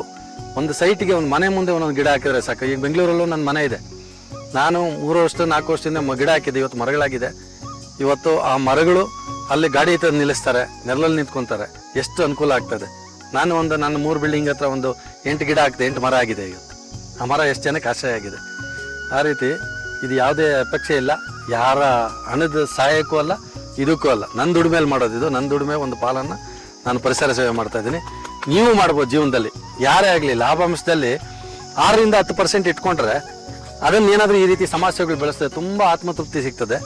ಯಾರು ಹೊಗಳ್ಳಿ ತೆಗಳ್ಳಿ ಬೈಕೊಳ್ಳಿ ಏನಾದರೂ ಅಂದ್ಕೊಳ್ಳಿ, ಅದ್ರ ಬಗ್ಗೆ ತಲೆ ಕೆಡಿಸ್ಕೊಬೇಡಿ. ಸಮಾಜದ ಬಾಯಿಗೆ ಬೀಗ ಹಾಕೋಕ್ಕಾಗೋದಿಲ್ಲ. ನೋಡಿ, ಈ ಕರೋನಾ ಎಂಬ ಹೆಮ್ಮಾರಿ ನಮ್ಮ ದೇಶನ ಅಪ್ಪಳಿಸಿದಾಗ ಸಾಕಷ್ಟು ಜನ ಕೋಟ್ಯಾಧಿಪತಿಗಳು ಆಮ್ಲಜನಕ್ಕೆಲ್ಲರೂ ಒದ್ದಾಡ್ಬಿಟ್ರು. ಆಕ್ಸಿಜನ್ ಸಿಲಿಂಡರ್ಗಳಿಗೆ ಅವಲತ್ಕೊಂಡ್ರು. ಆವತ್ತು ಅವ್ರ ದುಡ್ಡು ಕೆಲಸಕ್ಕೆ ಬಂದಿಲ್ಲ. ಕೋಟಿಗಳಿದ್ರು, ಮೂಟೆಗಳಿದ್ರು, ಬಂಡಿಗಳಲ್ಲಿ ತೊಗೊಂಬಂದ್ರು, ಲಾರಿಗಳಲ್ಲಿ ತೊಗೊಂಬಂದ್ರು, ಕೆಲಸಕ್ಕೆ ಬಂದಿಲ್ಲ. ಅವತ್ತು ಅವ್ರಿಗೆಲ್ಲ ಒಂಥರ ರೀತಿ ಜ್ಞಾನೋದಯ ಆಯಿತು. ಕೆಲವರು ಹೇಳ್ಕೊತಾ ಇದ್ರು. ನನಗೆ ಡಾಕ್ಟರ್ ಕೇಳಿದಾಗ, ಏನಪ್ಪ ಯಾಕೆ ನಿಂಗೆ ಕೋಟಿ ದುಡ್ಡಿದೆಯಲ್ಲ ಅಂತ ಕೇಳಿದಾಗ, ಇಲ್ಲ ನನಗೆ ಕೋಟಿ ದುಡ್ಡಿದೆ, ಈ ಪರಿಸರ ನನಗೆ ಆಮ್ಲಜನಕ ಯಥೇಚ್ಛವಾಗಿ ಕೊಡ್ತಾ ಇತ್ತು. ಈಗ ನಾನು ಆಮ್ಲಜನಕ ದುಡ್ಡು ಕೊಟ್ಟು ಕೊಂಡ್ಕೊಳ್ಳೋ ಅಂಥ ಪರಿಸ್ಥಿತಿ ಆಗಿದೆ. ಈಗ ನನಗೆ ಅನ್ನಿಸ್ತಾ ಇದೆ, ನಾನು ಏನು ಈ ಸಮಾಜಕ್ಕೆ ಕೊಟ್ಟೆ, ಈ ಪರಿಸರಕ್ಕೆ ನಾನು ಏನು ಕೊಟ್ಟಿದ್ದೀನಿ, ಅದೆಲ್ಲವನ್ನು ಕೊಡ್ತು ನನಗೆ. ನಾನೇನು ಕೊಟ್ಟೆ ಅಂತ ನಾನು ಕ್ವಶನ್ ಹಾಕ್ಕೊಂಡ್ರು. ಅವಾಗ ಹೇಳಿದ್ರು, ಏನು ಕೊಟ್ಟಿದ್ದೀನಿ ನಾನು, ಪ್ರತಿಯೊಬ್ಬರು ಒಂದೊಂದು ಗಿಡ ನೆಡಬೇಕು ಅಂತೇಳಿ. ನೋಡಿ, ಒಂದು ಗಿಡ ನೆಟ್ಟರೆ ಒಂದು ಮಗು ಜನನ ಆದ ರೀತಿಲಿ ಅದೊಂದು ಕೊಡುಗೆ ಸಮಾಜಕ್ಕೆ, ಪರಿಸರಕ್ಕೆ. ಒಂದು ಗಿಡ ನೆಟ್ಟರೆ ಸಾಕಷ್ಟು. ಒಂದು ಅರ್ಲಿ ಮರ ನೋಡಿ, ಹಳೆ ಕಾನ್ಸೆಪ್ಟಲ್ಲಿ ಒಂದು ಹಳ್ಳಿಲಿ ಅಶ್ವತ್ಥ ಕಟ್ಟೆ ಅಂತ ಮಾಡೋರು, ಅಲ್ಲೊಂದು ಅರ್ಲಿ ಮರ ಇಡೋರು, ಅಲ್ಲ ಹರಟೆ ಕಟ್ಟೆ ಅಂತ ಮಾಡೋರು. ಏನು ಕಾನ್ಸೆಪ್ಟ್ ಅಂದರೆ, ಒಂದು ಬೇವಿನ ಮರ, ಒಂದು ಅರ್ಲಿ ಮರ, ಎಷ್ಟು ಅದ್ಭುತವಾಗಿ ಹಳಬರು ವಿಜ್ಞಾನ ಇದೆ. ಅಲ್ಲಿ ಒಂದು ಸೈನ್ಸು, ಆ ಹಳ್ಳಿಗೆ ಬೇಕಾದಂತಹ ಆಮ್ಲಜನಕನ ಆ ಒಂದು ಮರ ಉತ್ಪತ್ತಿ ಮಾಡ್ತಾ ಇತ್ತು. ಅಲ್ಲಿ ಹೋದಾಗ ಒಳ್ಳೆಯ ಆಮ್ಲಜನಕ ಸಿಗ್ತಾ ಇತ್ತು. ಹಾರ್ಮೋನ್ಸ್ ಇಂಬ್ಯಾಲೆನ್ಸ್ ಆಗಿರೋದು ಬ್ಯಾಲೆನ್ಸ್ ಆಗ್ತಾ ಇತ್ತು. ಅದಕ್ಕೆ ಧನುರ್ಮಾಸದಲ್ಲಿ ಅರ್ಲಿಕಟ್ಟೆ ಸುತ್ತ ಕೇಳ್ತಾರೆ. ಅದು 8 ಆಕಾರದಲ್ಲಿ ಸುತ್ತಬೇಕು. ಅದಕ್ಕೆ ಬೇರೆ ಸೈನ್ಸೇ ಇದೆ. ಶಿವಶಕ್ತಿ ಬ್ಯಾಲೆನ್ಸ್ ಅಂತಾರೆ ಅದನ್ನು. ಆ ರೀತಿ ಹಳಬರು ಎಲ್ಲ ಸೈನ್ಸ್ ಮಾಡಿಟ್ಟಿದ್ರು. ಹುಣಸೆ ಮರಕ್ಕೆ ಭಯ ಸೃಷ್ಟಿಸಿದ್ರು, ಅರ್ಲಿ ಮರಕ್ಕೆ ದೈವತ್ವ ಸೃಷ್ಟಿಸಿದ್ರು. ಯಾಕಂದರೆ ಹುಣಸೆ ಮರ ನೈಟಲ್ಲಿ ಕಾರ್ಬನ್ ಡೈಆಕ್ಸೈಡ್ ಎಷ್ಟು ಪ್ರೊಡ್ಯೂಸ್ ಮಾಡುತ್ತೆ ನೀವು ಕೇಳ್ಪಟ್ಟಿದ್ದೀರ. ಈ ಅಸ್ತಮಾ ವೀಸಿಂಗ್ ಇರೋದ್ರ ಕೆಳಗಡೆ ಮಲ್ಕೊಂಡಾಗ ಮಿಡ್ ನೈಟಲ್ಲಿ ಉಸಿರು ಕಟ್ಟಿ ಅವ್ರು ಸಾಯೋ ಸಂಭವ ಹೆಚ್ಚು. ಹಾಗಾಗಿ ಅಲ್ಲಿ ದೆವ್ವ ಇದೆ ಅಂತೇಳಿ ದೆವ್ವ ಅಂತ ಕಲ್ಪನೆ ಮಾಡಿದ್ರು. ಅರ್ಲಿ ಮರಕ್ಕೆ ಏನು ಮಾಡಿದ್ರು, ದೇವರು ಅಂತ ಮಾಡಿದ್ರು. ಅಲ್ಲಿ ಅದನ್ನು ನಾವು 8 ಆಕೃತಿಲಿ ನಾವು ಅದನ್ನು ಸುತ್ತಾಗ ನಮ್ಮ ಹಾರ್ಮೋನ್ಸು ಇಂಬ್ಯಾಲೆನ್ಸ್ ಆಗಿರೋದು ಬ್ಯಾಲೆನ್ಸ್ ಆಗಿ, ಶಿವಶಕ್ತಿ ಬ್ಯಾಲೆನ್ಸ್ ಆಗಿ ನಮಗೆ ಮಕ್ಕಳಾಗದಿದ್ದವ್ರಿಗೆ ಮಕ್ಕಳಾಗೋದು, ಹಾರ್ಟ್ ಸಂಬಂಧ ರೀತಿ ಕಾಯಿಲೆ ಬರೋದಿಲ್ಲ. ಇದೆಲ್ಲ ಒಂದು ಸೈನ್ಸ್ ಇಟ್ಟಿದ್ದಾರೆ. ಒಂದೊಂದು ಆಚರಣೆಯಲ್ಲೂ ಒಂದೊಂದು ಸೈನ್ಸ್ ಇಟ್ಟಿದ್ದಾರೆ. ಇದನ್ನು ಯಾವುದೂ ನಾವು ತಗೊಳ್ಳೋದೇ ಇಲ್ಲ. ಇವತ್ತು ಒಂದು ಗಿಡ ಇದ್ದರೆ, ಮನೆ ಮುಂದೆ ಒಂದು ಮರ ಇದ್ದರೆ ಒಂದು ಮಗು ಇದ್ದ ರೀತಿಲಿ ನಾವು ಇದನ್ನು ಮಗು ರೀತಿಲಿ, ನಾನು ಪ್ರತಿ ಗಿಡ ನೆಡಬೇಕಾದ್ರೂ ನನ್ನ ಮಗು ರೀತಿಲಿ ಯಾವ ರೀತಿ ನನ್ನ ಮಗುಗೆ ನಾನು ಪ್ರೀತಿಸ್ತೀನೋ ಅದೇ ಭಾವನೆಯಲ್ಲಿ ಅದಕ್ಕೊಂದು ಪ್ರೇಯರ್ ಮಾಡಿ ನಾನು ನೆಡ್ತೀನಿ. 4 ಅಲ್ಲಿ ಬರುತ್ತೆ, ಸಾವಿರಾರು ಜನಕ್ಕೆ ಅದು ಒಂದು ಆಕ್ಸಿಜನ್ ನೀಡುತ್ತೆ, ಒಂದು ವಾಸಸ್ಥಾನ ಆಗುತ್ತೆ. ನೀವು ನಿಮ್ಮ ಮನೆ ಅಂಗಳದಲ್ಲಿ ಒಂದೊಂದು ಮರ ನೆಡಿ, ಪ್ರೀತಿಸಿ, ಅದಕ್ಕೊಂದು ಪ್ರೇಯರ್ ಮಾಡ್ಕೊಳ್ಳಿ. ಖಂಡಿತವಾಗಿ 100ಕ್ಕೆ 100 ಅದು ನಿಮ್ಗೆ ರಿಪೀಟ್ ಕೊಡುತ್ತೆ. ಏನು ಅಪೇಕ್ಷೆ ಇಟ್ಕೊಬೇಡಿ. ಯಾವ್ದು ಪ್ರಚಾರ ಬೇಕಾಗಿಲ್ಲ, ಯಾವುದೂ ಬೇಕಾಗಿಲ್ಲ, ನೀವೆಲ್ಲೂ ಏನೂ ಮಾಡೋದು ಬೇಕಾಗಿಲ್ಲ. ಜಸ್ಟ್ ನಿಮ್ಮ ಪಾಡ್ ನೀವು ಮರ ನೆಡ್ತಾ ಹೋಗಿ, ಅದು ಅದ್ಭುತವಾದ ರಿಸಲ್ಟ್ ಸಿಗುತ್ತೆ. ಈ ಪರಿಸರಕ್ಕೆ ನೀವು ಕೊಟ್ಟರೆ ನಿಮ್ಗೆ 1000 ಪಟ್ಟು ಕೊಡುತ್ತೆ. ಈ 1 ರೂಪಾಯಿ ಕೊಟ್ಟರೆ ಆ 1000 ರೂಪಾಯಿ ನಿಮ್ಗೆ ಕೊಡುತ್ತೆ. ಇದರ ಅರಿವು ನಮಗಿರ್ಬೇಕಷ್ಟೇ. ಈ ಗಿಡಗಳನ್ನ ನೆಲೆಸೋದು ನನಗೆ ಒಂದು ಸಂತೋಷದ ವಿಷಯ ಅನ್ನೋದಕ್ಕಿಂತನೂ ಅದೊಂದು ನನ್ನ ಜೀವನದಲ್ಲಿ ಒಂದು ಗುರಿ. 10,000 ಮರ ನನ್ನ ಸಾಯೋದ್ರೊಳಗಡೆ ನಾನು ಮರ ಮಾಡಿ ಅದನ್ನು ಕಣ್ತುಂಬ್ಕೋಬೇಕನ್ನೋ ಒಂದು ಆಸೆ. ದೇವರ ಆ ಶಕ್ತಿ ಕೊಡಲಿ ಅಂತ ಬಯಸ್ತೀನಿ. ನಾನು 10,000 ಮಾಡೇ ಮಾಡ್ತೀನಿ. ನನ್ನ ದೃಢ ಸಂಕಲ್ಪ ಬಿಡೋದಿಲ್ಲ. ನನಗೆ ಯಾರ್ದು ಆರ್ಥಿಕವಾಗಿ ಸಹಾಯ ಬೇಕಾಗಿಲ್ಲ. ನಾನು ನೆಟ್ಟಿರುವಂಥ ಮರಗಳನ್ನ ಕಿತ್ತಾಕ್ತಿದ್ರೆ ಸಾಕು. ಅದನ್ನು ಒಡೆಯೋದು, ಇದು ಕೆಲವರು ಕಿಡಿಗೇಡಿಗಳಿದ್ದಾರೆ, ದಾರಿಯಲ್ಲಿ ಸುಮ್ಮನೆ ಹೋಗುವಾಗ ಹೊಡೆದಾಗ್ತಾರೆ. ನೋಡಿ, ಈ ಮರಗಳೆಲ್ಲ ಎಷ್ಟೋ ಬೇಗ ಬೆಳಿಬೇಕಾಗಿತ್ತು. ಈ ಕತ್ತರಿಸಿರೋ ಮರಗಳು ನೋಡಿ, ಅದು ಏಟು ಬಿದ್ದಿದೆ, ಮತ್ತೆ ಚಿಗುರ್ತಾ ಇದೆ. ಇದು ಏನು ಮಾಡಿತ್ತು ಅವ್ರಿಗೆ? ದಾರಿಯಲ್ಲಿ ಹೋಗೋರಿಗೆ ಕೈಯಲ್ಲಿ ಕುಡಿಲಿದೆ ಅಂತ ಅದಕ್ಕೊಂದು ಏಟು ಹಾಕಿದ್ದಾರೆ. ಅದು ಏನು ಮಾಡಿತ್ತು? ಅದ್ರ ಕ್ರಮನೇ ಕಟ್ಕೊತಾರೆ ಅವರು. ನೋಡಿ, ಇಲ್ಲಿ ದೊಡ್ಡ ಮರಗಳಾಗಿದೆ.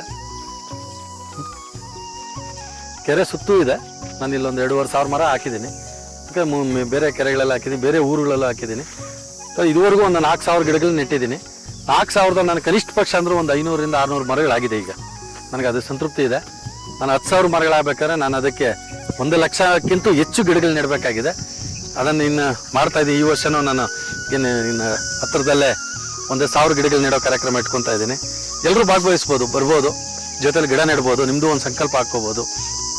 ಎಲ್ಲೋ ಹೋಗು ದೇವ್ರಿಗೆ ಉಂಡೆಗೆ 1,000 ರೂಪಾಯಿ ಹಾಕ್ತೀರಾ, ಅಲ್ಲೂ ಪ್ರೇಯರ್ ಮಾಡ್ತೀರಾ.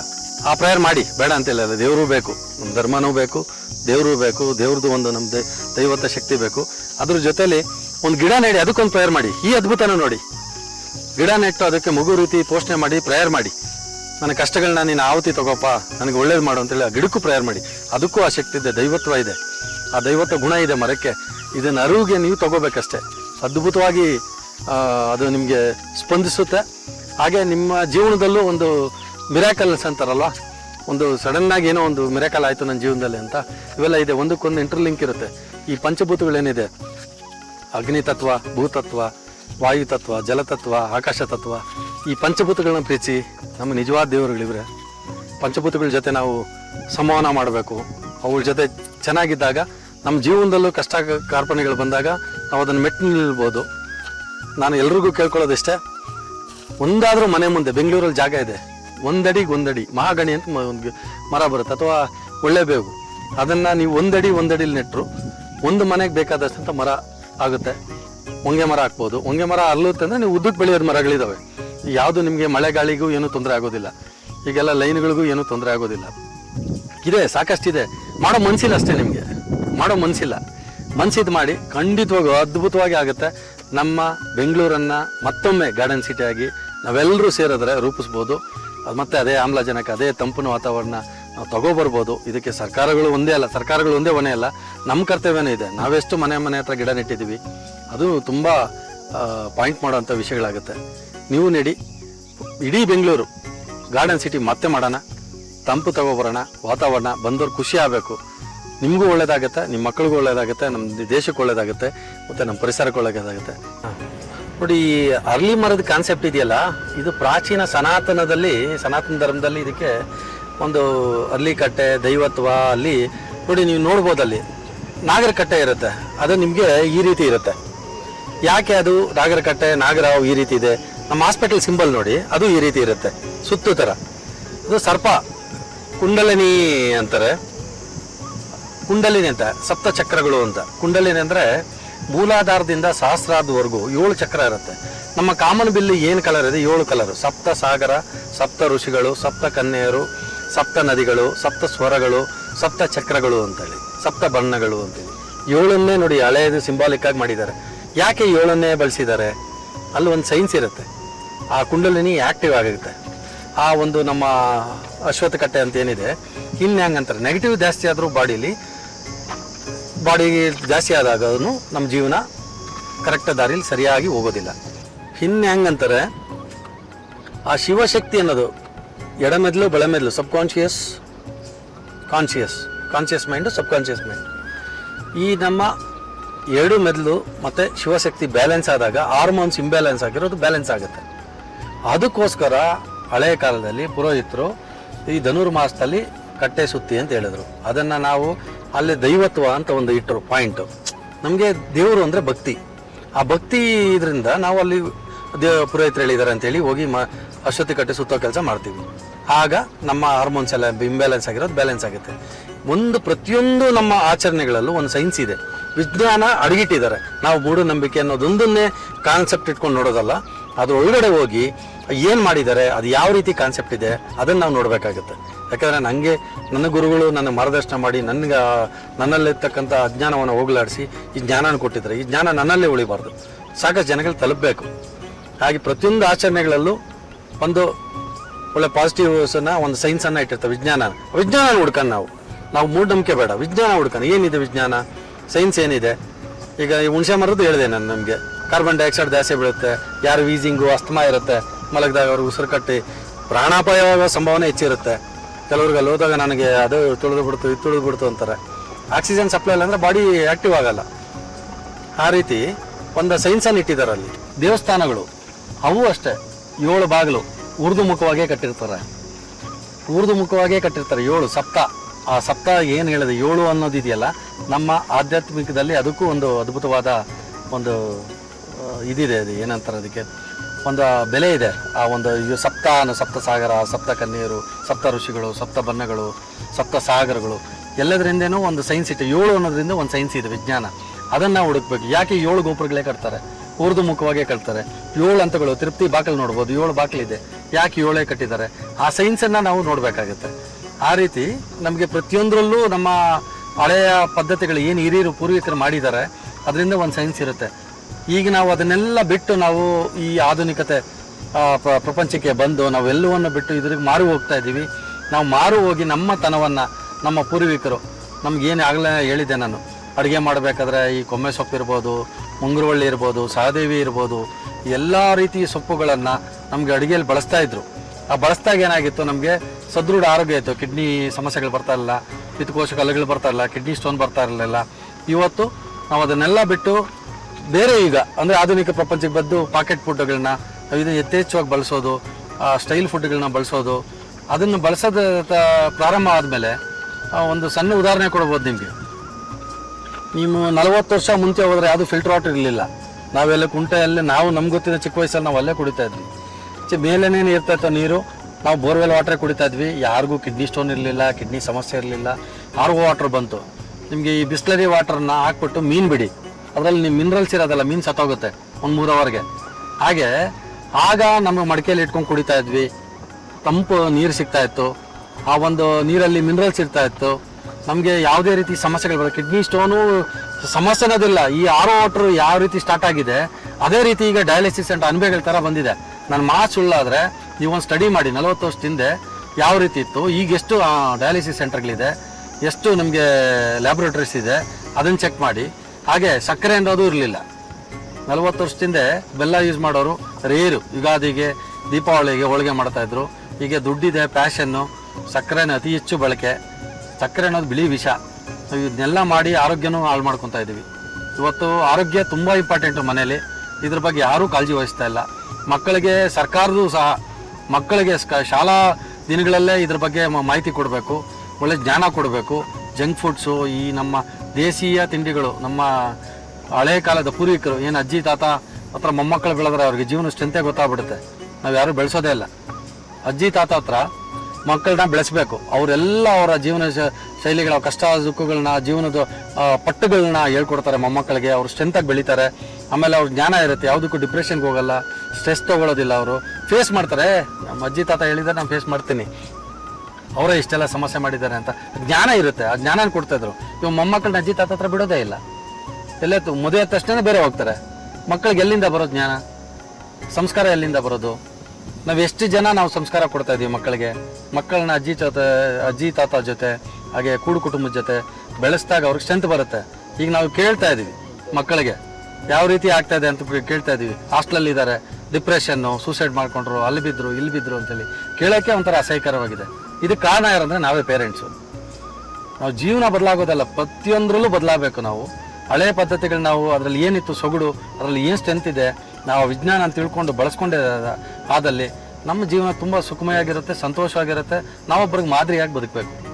ಇದು ಒಳ್ಳೆಯ ಜೀವನಕ್ಕೆ ಬೇಕಾದಂಥ ಒಂದು ಕೆಲವು ಇದನ್ನು ನಮಗೆ ಎಲ್ಲ ನಮ್ಮ ಜೀವನನೇ ಕಲಿಸ್ಕೊಟ್ಬಿಡುತ್ತೆ. ಯಾಕಂದರೆ ಹಿರಿಯರ ಜೊತೆ ಇದ್ದಾಗ ನಾವು ಬಿಟ್ಟು ಈಗ ಎಲ್ಲ ಪಾಶ್ಚಿಮಾತ್ಯ ಸಂಸ್ಕೃತಿಗೆ ಮಾರು ಹೋದರೆ ನಮ್ಮ ಜೀವನ ನಿಜವಾಗ್ಲೂ ಅಧೋಗತಿ, ಕೊನೆಗೂ ಹಳ್ಳಕ್ಕೆ ಬೀಳಬೇಕಾಗತ್ತೆ. ದಯವಿಟ್ಟು ನಿಮ್ಮ ಮನೇಲಿ ಈ ಎಲ್ಲ ಹಳೆಯ ಸೈನ್ಸ್ಗಳನ್ನ ಹುಡುಕಿ, ಪ್ರಾಚೀನ ಪದ್ಧತಿಗಳನ್ನ ಹುಡುಕಿ ನೀವು ಹಿರಿಯರು ಪೂರ್ವಿಕರ ಹತ್ರ ಕೇಳಿ, ಅವ್ರ ಕಥೆಗಳನ್ನ ಕೇಳಿ ಮಕ್ಕಳನ್ನ ಅವ್ರ ಹತ್ರ ಬಿಡಿ.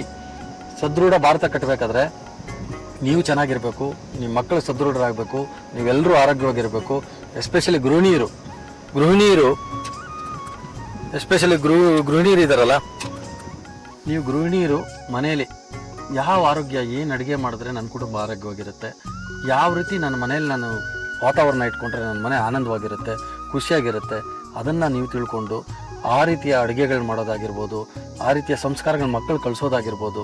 ನೀವು ಈ ಬಲಿಷ್ಠ, ಸದೃಢ, ಸುಭದ್ರ ಭಾರತದ ಮುಂದಾಳತ್ವ ಯಾರು ವಹಿಸ್ಬೇಕಂದ್ರೆ ನಮ್ಮ ಮನೆ ಗೃಹಿಣಿಯರು, ಮಹಿಳೆಯರ ಪಾತ್ರ ಬಹಳ ಮುಖ್ಯವಾಗಿದೆ. ನೀವು ಮನೆಯಲ್ಲಿ ಇದನ್ನೆಲ್ಲ ಮಾಡಿದ್ದಾದಲ್ಲಿ ಸದೃಢ ಭಾರತ ಕಟ್ಟೋದು, ನಾವು ಎಲ್ಲದರಲ್ಲೂ ಮುಂದೆ ಇದ್ದೀವಿ. ಸೈನ್ಸ್ ಯಾರು ಕಂಡುಹಿಡಿದೆ ಅಂದರೆ ನಾವೇ ಮೊದಲು. ನಾನು ಸಣ್ಣ ಉದಾಹರಣೆ ಕೊಡ್ತೀನಿ. ಭೂಮಿ ಗುಂಡುಗಿದೆ ಅಂತೇಳಿ ಯಾರೋ ಕಂಡುಹಿಡಿದ್ರು ಅಂತ ಹೇಳ್ತಾರೆ. ನಾನು ಹೇಳ್ತೀನಿ ಭೂವಾರ ಸ್ವಾಮಿ ಸಾವಿರಾರು ವರ್ಷದಿಂದ ಭೂಮಿನ ಎತ್ಕೊಂಡು ತನ್ನ ಎರಡು ಹೊರ ಅವತಾರದಲ್ಲಿ ಎರಡು ಕೊಂಬುಗಳ ಮೇಲೆ ಭೂಮಿನ ರೌಂಡಾಗಿ ಕೂರಿಸ್ಕೊಂಡು ಎಷ್ಟೋ ಫೋಟೋಗಳು ನೋಡಿದ್ವಿ. ಅಲ್ಲಿಗೆ ಭೂಮಿ ದುಂಡಗಿದೆ ಅಂತ ನಾವು ಕಂಡುಹಿಡಿದ್ವೋ ಇಲ್ಲ ಪಾಶ್ಚಿಮಾತ್ಯವ್ರದ್ದು ಕಂಡುಹಿಡಿದಿದ್ದು ನಾವೇ. ಅಂದರೆ ನಮ್ಮದನ್ನು ನಾವು ತಿಳ್ಕೊತಾ ಇಲ್ಲ, ನಮ್ಮ ತನ ನಾವು ಬಿಟ್ಟು ಅದೇ ಬೇರೆ ಅದನ್ನು ನಾವು ಅವ್ರ ಕಡೆ ಮೋಹಕ್ಕೆ ಹೋಗ್ತಾ ಇದೀವಿ. ಎಲ್ಲ ನಮ್ಮಿಂದ ಕದ್ಕೊಂಡೋಗಿ ನಮಗೆ ಹೇಳ್ಕೊಡ್ತಾ ಇದ್ದಾರೆ. ಸೈನ್ಸ್ ಹುಟ್ಟಿದ್ದೆ ಭಾರತದಲ್ಲಿ, ಸಂಸ್ಕೃತಿ ಹುಟ್ಟಿದ್ದೆ ನಮ್ಮ ಭಾರತದಲ್ಲಿ, ಇಂಥ ಪುಣ್ಯ ಭೂಮಿಲಿ ಹುಟ್ಟೋದೇ ನಮ್ಮ ಪುಣ್ಯ. ದಯವಿಟ್ಟು ಎಲ್ಲರೂ ಈ ಸುಭದ್ರ ಸದೃಢ ಬಲಿಷ್ಠ ಭಾರತಕ್ಕೆ ಕೈ ಜೋಡಿಸಿ ನಿಮ್ಮ ಮಕ್ಕಳಿಗೆ ಇವುಗಳನ್ನೆಲ್ಲ ಹೇಳ್ಕೊಡಿ. ಸುಂದರವಾದ ಭಾರತನ ಕಟ್ಟೋಣ.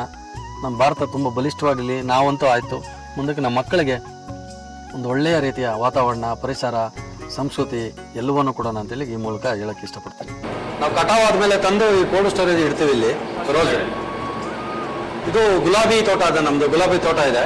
ಇದನ್ನು ಹಾರ್ವೆಸ್ಟ್ ಮಾಡಿದ ಮೇಲೆ ಬಂದು ಇಲ್ಲಿ ಕೋಲ್ಡ್ ಸ್ಟೋರೇಜಲ್ಲಿ ಇಡಬೇಕಾಗುತ್ತೆ. ಯಾಕಂದರೆ ಇದು ಬಡ್ಡಿ ಸೈಜ್ ಇನ್ಕ್ರೀಸ್ ಆಗುತ್ತೆ. ಒಂದು ಇದನ್ನು ನಾವು ಮಾರ್ಕೆಟಲ್ಲಿ ಯಾವತ್ತು ದರ ಚೆನ್ನಾಗಿರುತ್ತೋ ಅವತ್ತು ನಾವು ಮಾರ್ಕೆಟ್ ಬಿಡ್ತೀವಿ. ಎಕ್ಸ್ಪೋರ್ಟ್ ಆಗುತ್ತೆ, ಇದೆಲ್ಲ ಎಕ್ಸ್ಪೋರ್ಟ್ ಆಗುತ್ತೆ. ರೈತರಿಗೆ ಭಾಳ ಕಷ್ಟ ಇದೆ ರೈತರಿಗೆ.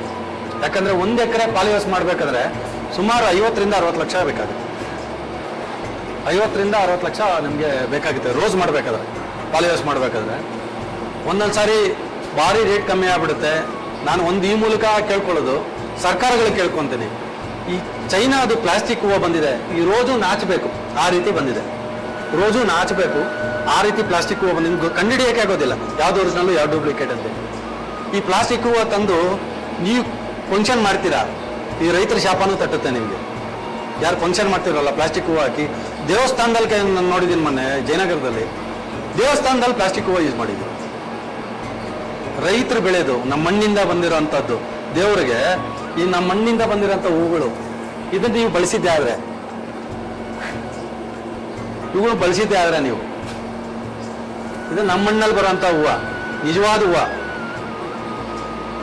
ನೋಡಿ, ಇದು ಬಡ್ಗೆ ಕವರ್ ಮಾಡಿರ್ತೀವಿ, ಇದನ್ನು ಬಳಸಿ. ದೇವರು ಕೂಡ ಮೆಚ್ತಾನೆ. ನಿಮ್ಮ ಫಂಕ್ಷನ್ಗೆ ಈ ರೈತರ ಆಶೀರ್ವಾದ ಇರುತ್ತೆ. ನೋಡಿ, ಮರ ಬಳ್ಳಿಗಳು ಈ ಮಣ್ಣನ್ನು ತಿಂದು ಹಣ್ಣು ಕೊಡುತ್ತೆ, ಹೂವು ಕೊಡುತ್ತೆ, ಸೌಂದರ್ಯ ಕೊಡುತ್ತೆ, ಸಾಕಷ್ಟು ಪಕ್ಷಿಗಳು ಗೂಡಾಗುತ್ತೆ, ಹಣ್ಣು ಕೊಡುತ್ತೆ, ನಮ್ಗೆ ಒಳ್ಳೊಳ್ಳೆ ಹಣ್ಣುಗಳು ಕೊಡುತ್ತೆ, ನೆರಳು ಕೊಡುತ್ತೆ. ಈ ಮನುಷ್ಯ ಜೀವಿ ಅನ್ನ ತಿಂದು ನಾವೇನು ಕೊಟ್ವಿ? ನಮಗೆ ನಾವು ಒಂದು ಕ್ವಶನ್ ಮಾರ್ಕ್ ಹಾಕೋಬೇಕಾಗುತ್ತೆ. ಇವತ್ತು ನಮ್ಮ ಈ ಹೂ ಬೆಳೆಗಾರರ ಪರವಾಗಿ ನಾನು ಕೇಳ್ಕೊಳ್ಳೋದು, ಈ ಪ್ಲಾಸ್ಟಿಕ್ ಹೂಗಳ ಬಳಕೆ, ಚೈನಾದ ಪ್ಲಾಸ್ಟಿಕ್ ಹೂಗಳ ಬಳಕೆ ಅತಿ ಹೆಚ್ಚಾಗಿದೆ. ನಮ್ಮ ನಿಜವಾದ ಹೂಗಳ ಬಳಕೆ ಇಲ್ಲದೆ ನಮ್ಗೆ ಭಾರಿ ಸಮಸ್ಯೆ ಆಗ್ತಾ ಇದೆ.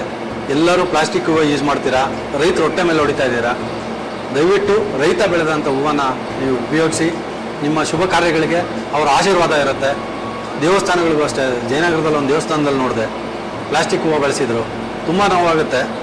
ರೈತರಿಗಿರೋದು ಇದೇ ಒಂದು ಜೀವನಕ್ಕಿರೋದು ಇದೇ ಒಂದು ಆದಾಯ. ನೀವು ಅದರಲ್ಲೂ ಮಾಡಿದ್ರೆ ಇನ್ನೇನು ಬೆಳಿಬೇಕು ಹೇಳಿ? ರೈತರು ಕಷ್ಟಪಟ್ಟು ಲಕ್ಷಾಂತರ ರೂಪಾಯಿ ಸಾಲ ಮಾಡಿ ಇಲ್ಲಿ ದಿನನಿತ್ಯ ರಾತ್ರಿ ಆಗಲು ಈ ಹೂವು ಬೆಳೆದು ನಿಮ್ಮನ್ನು ಸಂತೋಷ ಪಡಿಸೋದಕ್ಕೆ ರೈತ ನಾನಾ ರೀತಿಯಲ್ಲಿ, ಹೂವು ಒಂದೇ ಅಲ್ಲ ಎಲ್ಲ ರಂಗದಲ್ಲೂ ಅಷ್ಟೇ ರೈತರು. ಆದರೆ ನೀವು ಆ ಪ್ಲಾಸ್ಟಿಕ್ ಹೂವನ್ನು ತೊಗೊಂಡು ಹಾಕ್ಕೊಂಡು ರೈತರ ಶಾಪಕ್ಕೆ ಗುರಿ ಆಗ್ತೀರಾ. ನಿಮಗೂ ಆ ರೈತರ ಶಾಪ ಅನ್ನೋದು ಅಷ್ಟು ಸುಲಭ ಅಲ್ಲ, ತಡೆದೇ ಬಿಡೋದಿಲ್ಲ. ದಯವಿಟ್ಟು ನ್ಯಾಚುರಲ್ ಹೂವನ್ನು ಬೆಳೆಸಿ ನಿಮ್ಮ ಫಂಕ್ಷನ್ಗಳಿಗೆ. ಆ ರೈತರು ಸಾಕಷ್ಟು ಕೂಲಿ ಕಾರ್ಮಿಕರು, ಆ ಮಣ್ಣಿಂದು, ನಮ್ಮ ಭೂಮಿದು ಎಲ್ಲರೂ ಆಶೀರ್ವಾದ ನಿಮಗಿರುತ್ತೆ. ಈ ರೀತಿ ನ್ಯಾಚುರಲ್ ಹೂವನ್ನು ಬಳಸೋದನ್ನು ಎಲ್ಲರೂ ಮಾಡ್ಬೇಕಂತ ಈ ಮೂಲಕ ಕೇಳ್ಕೊತೀನಿ. ನೋಡಿ, ಇದೆಲ್ಲ ಪಾಲಿ ಹೌಸಲ್ಲಿ ನಾವು ಬೆಳೆದಿರೋಂಥ ಹೂವು ಸಾಕಷ್ಟು ರೆಡಿಯಾಗಿದೆ. ಇದು ಬಂಚಾಗಬೇಕು, ಈ ರೀತಿ ಬಂಚಾಗುತ್ತೆ. ಈ ರೀತಿ ಬಂಚಾಗಿ ಇಲ್ಲೆಲ್ಲ ಪ್ಯಾಕ್ ಮಾಡಿ ಇಟ್ಟಿದ್ದೀವಿ ಮಾರ್ಕೆಟ್ಗೆ. ಇದು ರೆಡಿ ಇದೆ. ಆರ್ಡರ್ ಬಂದ ತಕ್ಷಣ ಮಾರ್ಕೆಟ್ಗೆ ಪಾಸ್ ಆಗುತ್ತೆ.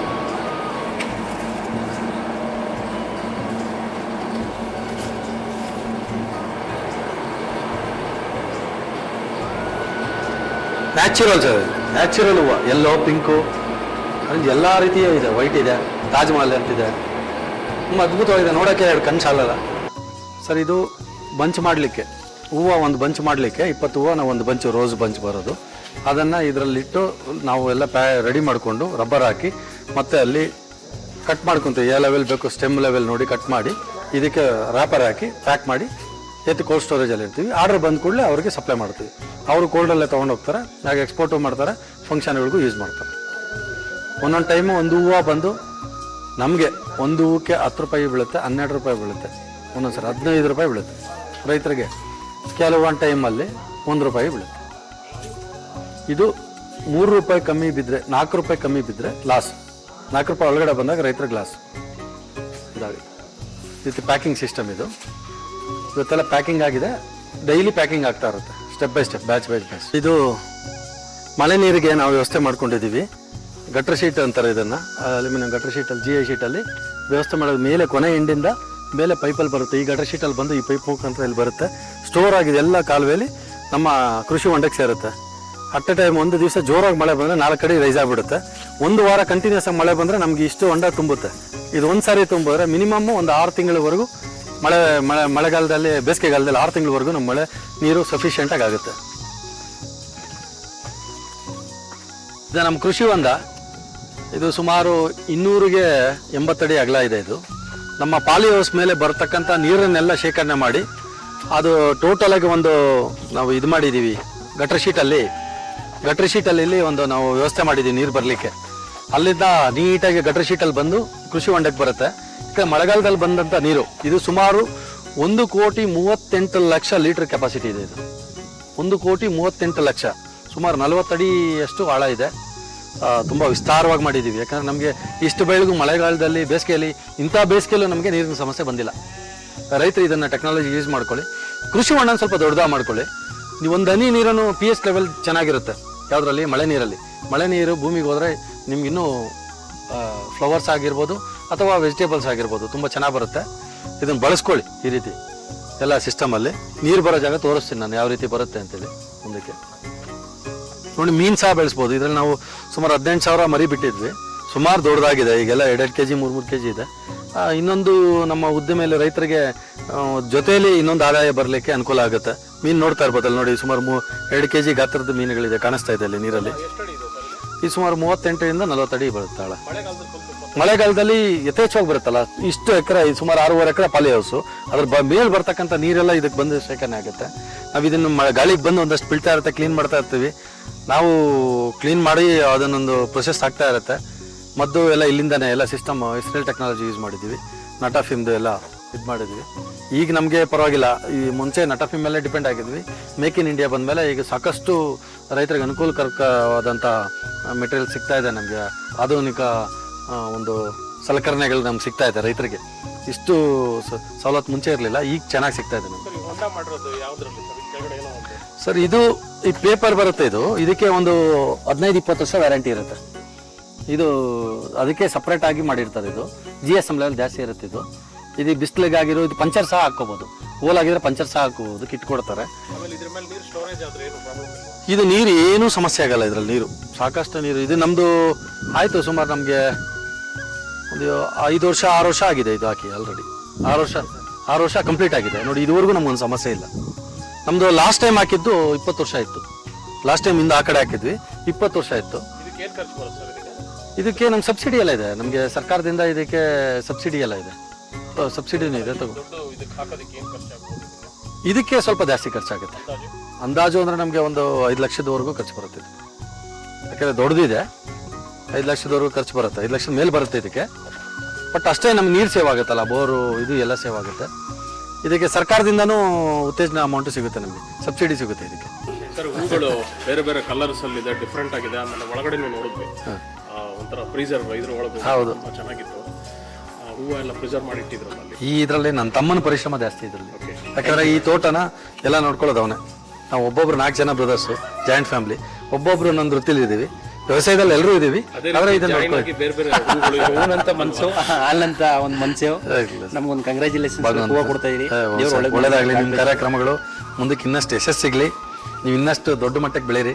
ನಿಮ್ಮಿಂದ ಒಂದಷ್ಟು ಸಾಧಕರಿಗೆ ದೊಡ್ಡ ಒಂದು ಪ್ರಶಸ್ತಿ ಕೊಡೋ ರೀತಿಯಲ್ಲಿ ದೊಡ್ಡ ಮಟ್ಟಕ್ಕೆ ಬೆಳೀಲಿ ಅಂತ ನಾನು ಆಶಿಸ್ತೇನೆ. ಸಾಕಷ್ಟು ಪರಿಸರದ ಬಗ್ಗೆ ಮಾಹಿತಿಗಳನ್ನ ಕೊಟ್ಟರೆ ನಮಗೂ ಎಷ್ಟೋ ವಿಷಯಗಳು ಗೊತ್ತಿರಲಿಲ್ಲ. ಇವತ್ತು ಇಷ್ಟೊತ್ತು ಮರಗಳ ಬಗ್ಗೆ ಆಗಿರ್ಬೋದು, ಕೆಲವು ತುಂಬಾ ಚೆನ್ನಾಗಿತ್ತು.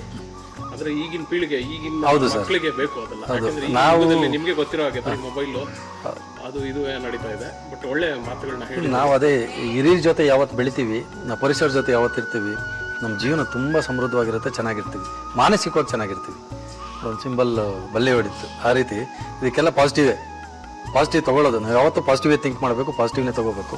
ಈ ಹೂವು ಎಷ್ಟು ನಮಗೆ ಮನಸ್ಸಿಗೆ ಆಹ್ಲಾದ ಕೊಡುತ್ತೋ, ಒಂದು ಖುಷಿ ಆಗುತ್ತೆ ಮನಸ್ಸಿಗೆ. ಒಂದು ರೀತಿ ನೋಡಿದಾಗ ನಮ್ಮ ಮನಸ್ಸಿಗೆ ಅದೇ BP ಕಂಟ್ರೋಲ್ ಇದೆ ಸಾಕು. ಇವುಗಳ ಜೊತೆ ಬೆರಿಬೇಕಷ್ಟೇ. ಸರ್ ನಾವು ಮೊದಲಿಂದ ಪಾಠ ಕಲ್ತಂಗೆ ಆಯಿತು. ಯಾಕೆಂದರೆ ನಾನು ಕಾಲೇಜ್ಗೆ ಹೋಗಿ ಬಂದಂಗೆ ಆಯಿತು. ಯಾಕೆಂದರೆ ನೈಸರ್ಗಿಕವಾಗಿ ರೈತರಿಗೆ ಮತ್ತು ಏನು ಆರೋಗ್ಯದ ಬಗ್ಗೆ ಒಂದು ಸಾಮಾಜಿಕ ಕಳಕಳಿಯನ್ನು ಹೊತ್ತಿದ್ದೀರಿ. ಅದಕ್ಕೆ ಮೊದಲನೇದಾಗಿ ನಮ್ಮ ತಂಡದಿಂದ ಆಲ್ ದಿ ಬೆಸ್ಟ್ ಅಂತ ನಾವು thank you so much. Okay, Srinivas ji ಅವರಿಗೆ ನಾವು ಹೇಳೋದು ಅಂದರೆ ಪುಣ್ಯಕೋಟಿ ಅಂತ ಒಂದು ಹೆಸರಿಕೊಂಡಿದ್ದೀರಿ. ಪುಣ್ಯವಾದ ಕೆಲಸಗಳನ್ನೇ ಮಾಡ್ತಾ ಇದ್ದೀರಿ. ನೋಡಿ, ಒಂದು ಗಿಡ ನೀಡಿ, ಒಂದು ಮನೆ ಮಗು ಥರ, ಒಂದು ರೈತ, ಒಂದು ಬೆನ್ನೆಲುಬು, ಒಂದು ಗೃಹಿಣಿ, ಒಂದು ಆರೋಗ್ಯ, ಎಲ್ಲ ವಿಚಾರಗಳನ್ನ ತಿಳ್ಕೊಂಡಿದ್ದೀರಿ. ಮೊದಲನೇದಾಗಿ ಹೇಳಬೇಕು ಅಂದರೆ ಪಾಟ್ ಫುಲ್ ಆಫ್ ವಿಸ್ಡಮ್, ಅಂದರೆ ಮಡಕೆ ತುಂಬ ಜಾಣತನ. ಯಾಕೆ ಬೀರಬಲ್ ಅವರು ಕುಂಬಳಕಾಯಿನ ಹೆಂಗೆ ತೆಗಿತೀರಿ ಆಚೆಗೆ ಅಂತ ಹೇಳಿದಾಗ ಉಪ್ಪಾಕಿ ಸ್ವರ್ಗಿ ಕಡಿಮೆ ಮಾಡಿ ಅದು ಗಾತ್ರನ ಈಚೆ ತೆಗೆದ್ರು. ಆ ಥರ ಜ್ಞಾನವನ್ನು ನಮಗೆ ತೋರಿಸ್ಕೊಟ್ಟಿದ್ದೀರಿ ಸರ್. ನನಗೆ ಒಳ್ಳೇದಾಗಲಿ ಸರ್ ನಿಮ್ಮ ಕಡೆಯಿಂದ. ಇವತ್ತು ಜ್ಞಾನ ಬರಬೇಕಾದ್ರೆ ಸಾಕಷ್ಟು ಗುರುಗಳ ಒಂದು ಸಂಪರ್ಕ, ಗುರುಗಳ ಆಶೀರ್ವಾದ ನನ್ನ ಜೀವನದಲ್ಲಿ ಅವರೆಲ್ಲ ಬಂದಿರೋದು ನನ್ನ ಭಾಗ್ಯ ಅನ್ಕೊತೀನಿ. ಯಾಕಂದರೆ ಗುರಿ ಕಣ್ಮುಂದೆ ಇರಬೇಕು, ಗುರು ಬೆನ್ನಿಂದೆ ಇರಬೇಕಂತೆ. ಆ ರೀತಿ ನನ್ನಿಂದ ಯಾವತ್ತೂ ಸದಾ ನನ್ನ ಸಾಕಷ್ಟು ಗುರುಗಳು ನಾನಾ ರೀತಿಯಲ್ಲಿ, ನಾನಾ ರಂಗದಲ್ಲಿ, ನಾನಾ ವಿಧಾನವಾಗಿ ನನ್ನ ಜೊತೆ ಬಂದು ಅವ್ರು ಮಾರ್ಗದರ್ಶನ ಮಾಡಿದ್ದಾರೆ. ಅದನ್ನು ನನಗೆ ಹೇಳಿರೋದು ಅವರಿಷ್ಟೇ, ನೀನೇನು ಪಡೆದಿದ್ದೀಯಾ ಅದನ್ನ ಜಗತ್ತಿಗೆ ಹಂಚು, ಒಳ್ಳೇದಾಗಲಿ, ಜಗತ್ತು ಒಳ್ಳೇದಾಗಲಿ. ಆಮೇಲೆ ಎಲ್ಲರೂ ಚೆನ್ನಾಗಿರೋ ನೀನು ಚೆನ್ನಾಗಿರ್ತೀಯ, ಯಾರೇ ಎದುರು ಬಂದರೆ ಅವ್ರು ಒಳ್ಳೇದೇ ಬಯಸು, ಒಳ್ಳೇದೇ ಮಾಡು, ಯಾರಿಗೂ ಕೇಡು ಬಯಸಬೇಡ ಅಂತ ಹೇಳಿದ್ದಾರೆ. ನಾವು ಅದೇ ರೀತಿ ಒಳ್ಳೇದು ಬಯಸ್ಕೊಂಡು ಒಳ್ಳೆ ರೀತಿ ನೋಡಿ, ಒಂದು ಖುಷಿ ವಾತಾವರಣ, ನಾವೆಲ್ಲ ಒಂದು ಫ್ಯಾಮಿಲಿ ಥರ ಎಷ್ಟೋ ವರ್ಷಗಳ ಬಾಂಧವ್ಯ ಇರೋ ರೀತಿಲಿ ಇವತ್ತು ದಿನ ಕಳೆದ್ವಿ. ಇದೇ ಒಂದು ಸಮುದ್ರ. ಇವತ್ತೇನು ಸಿಕ್ಕಿದೆ ನನಗೆ ಅಂದರೆ, ಬೇರೆ ಕಡೆ ಬಿಸ್ನೆಸ್ಸಲ್ಲಿ ಆದಾಯ ಸಿಗ್ಬೋದಾಗಿತ್ತು. ನಾನು ನಿಮ್ಮೊಟ್ಟಿಗೆ ಇವತ್ತು ಸ್ನೇಹ ಸಿಕ್ಕಿದೆ, ನನ್ನ ಮನಸ್ಸು ಖುಷಿಯಾಗಿದೆ, ನನ್ನ ಹೃದಯ ಇವತ್ತು ತುಂಬ ಸಂತೃಪ್ತಿಯಾಗಿದೆ. ಇದು ಬೇಕಿತ್ತಷ್ಟೇ ಸರ್. ನಾನು ಒಂದು ಹೇಳಕ್ಕೆ ಇಷ್ಟಪಡ್ತೀನಿ, ಒಂಥರ ನೀವೊಂದು ಹಲಸಿನ ಮರದ ಹಣ್ಣಿದ್ದಂಗೆ. ಯಾಕೆಂದ್ರೆ ಮೇಲ್ಗಡೆ ಹೊರಟು ಒಳಗಡೆ ಅದನ್ನ ಭಾಗ ಮಾಡಿ ನಾವು ತೊಳೆನ ತೆಗೆದು ಹುಲ್ಲಿಂದ ತಿಂದಾಗ ಅದ್ರ ಸಿಹಿನೇ ಸಹಿನೇ ಬೇರೆ. ಆ ಥರ ಎಲ್ಲರಿಗೂ ಒಂದು ಸಹಿನ ಅಂತಿರಲ್ಲ, ಅದು ತುಂಬ ಖುಷಿ ಆಗುತ್ತೆ. ಯಾಕೆಂದರೆ ನಿಮಗೆ ಆಲ್ ದಿ ಬೆಸ್ಟ್ ಹೇಳಕ್ಕೆ ಇಷ್ಟಪಡ್ತೀನಿ. Thank you sir. Thank you very much sir. All the best. Thank you sir. Thank you so much sir. ಇದು ಕುರಿ ಸಾಗಾಣಿಕೆ ನೋಡಿ, ಅದು ಡಾರ್ಪರ್ ತುಂಬ ವೆಯ್ಟ್ ಬರುತ್ತೆ, ಒಂದು 70-80 ಕಿಲೋ, ತುಂಬ ಕಾಸ್ಟ್ಲಿ. ಅದು 2 ಲಕ್ಷ, 1.5 ಲಕ್ಷ, 2 ಲಕ್ಷ ಆಗುತ್ತೆ ಅದು ಒಂದು ಕುರಿ ಬಂದು. ಇದು ಹೊಸ ಈಗ ಬಂದಿದೆಯಲ್ಲ ಸರ್. ಮೀಟು ಅದು ತೂಕ ಚೆನ್ನಾಗಿ ಬರುತ್ತೆ, ಬೇಗ ಬೆಳೆದ. ಫ್ಯಾಟ್ ಏನು ಇರೋದಿಲ್ಲ. ಫ್ಯಾಟ್ ನಿಮಗೆ ಆ್ಯಕ್ಚುಲಿ ಬಂಡೂರು ಕುರಿಲಿ ಜಾಸ್ತಿ ಇರುತ್ತೆ. ಬಂಡೂರು ಕುರಿ ಎಲ್ಲಿದೆ ಮುಂಡಜಪ್ಪ? ಬಂಡೂರು ಕುರಿ ಹೈಟ್ ಕಮ್ಮಿ ಬರುತ್ತೆ, ಆದರೆ ಲೇಯರ್ ಫ್ಯಾಟ್ ಇರುತ್ತೆ. ಆಡು ಇದೆ, ಆಡು ಮೇಕೆ ಇಲ್ಲೊಂದಿದೆ. ಆಡು ಮರಿಗಳು. ರೈತರು ಅಂದರೆ ಸರ್ ಇವೆಲ್ಲ ಇರಬೇಕು. ನೀವು ನೋಡಿದ್ರೆ ಹಸುಗಳಿದೆ, ಅಲ್ಲಿ ನಮ್ಮ ಗಿಡ್ಡ ಹಸುಗಳು ಮನೆ ಹತ್ರ ಇದೆ, ಕುರಿ ಇದೆ, ಮೇಕೆ ಇದೆ, ಕೋಳಿ ಇದೆ. ಇವೆಲ್ಲ ಇವರ ಪರಿಪೂರ್ಣ ರೈತರು, ಎಲ್ಲವೂ ಇರಬೇಕು. ನಾವು ಕುಟುಂಬ ಅಲ್ಲ ಸರ್, ಯಾರೋ ಒಬ್ಬರು ನೋಡ್ತಾ ಇರ್ತಾರೆ. ಇದು ನೋಡಿ ಇಲ್ಲಿದೆಯಲ್ಲ ಬಂಡೂರ್ದು, ಅದೇನಾಗುತ್ತೆ ಟೇಸ್ಟ್ ಜಾಸ್ತಿ. ಅದು ಬಂಡೂರು ಟೇಸ್ಟ್ ಜಾಸ್ತಿ, ಹೈಟ್ ಕಮ್ಮಿ. ಹೋಗ್ತಾ ಇದ್ದಾರೆ ನೋಡಪ್ಪ, ಮೇಲೆ ಆಚೆ ಹೋಗ್ಬಿಟ್ಟವು.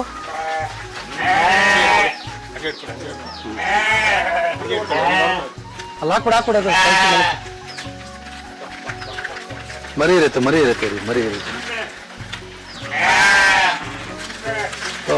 ಲೋ. ಹಾಂ ಎತ್ಕೊಳ್ಳಿ ಸರ್. ಇದೇ ಡಾರ್ಪರ್ದೆ ಮರಿ. ಇದು ಅದರಪ್ಪ ಅದೇ ಡಾರ್ಪರ್. ಇದೆಯಲ್ಲ ಡಾರ್ಪರ್ದು. ಇದು ಅದ್ರ ತಳಿ ಇಂಗ್ಲಿಸ್ತಾ ಇದೆ. ಬೇಸಿಗೆ ಬಿಸಿಲಿಗೆ ಒಂದಷ್ಟು ಮರಿ ಇದಾಗೋಯ್ತು. ಡಾರ್ಪರ್ದೆ ಬೈಕ್ ಹೇಳ್ಕೊಂತ ಇದೆ. ಇಲ್ಲ ಅದ್ರ ಪಾಪ ಅದಕ್ಕೆ ಪ್ರಾಣ್ ಸಂಕಟ. ನಮ್ಗೆ ಉಲ್ಲಾಸ ಆಗುತ್ತೆ, ಅದಕ್ಕೆ ಪ್ರಾಣ್ ಸಂಕಟ ಬೈಕೆ. ಇಲ್ಲಿದೆ ನೋಡಿ, ಇದೇ ನೋಡ್ತಾ ಇದೆ ನೋಡಿ, ಇದೇ ನೋಡ್ತಾ ಇದೆ. ಯಾಕೋ ಯಾವ ಸರ್ ಇದು ತಳಿ? Dorper cross. ಹಾಂ, ಔಟ್ ಆಫ್. ಹಾಂ, ಹೋಗಪ್ಪ. ಹಾಂ, ಬೆಳಗ್ಗೆ ಇದು ಆಗ್ತಾ 100 kg ವರೆಗೂ ಬರುತ್ತೆ. 70 kg, 80 kg ಹಾಗೆಲ್ಲ ಬರುತ್ತೆ.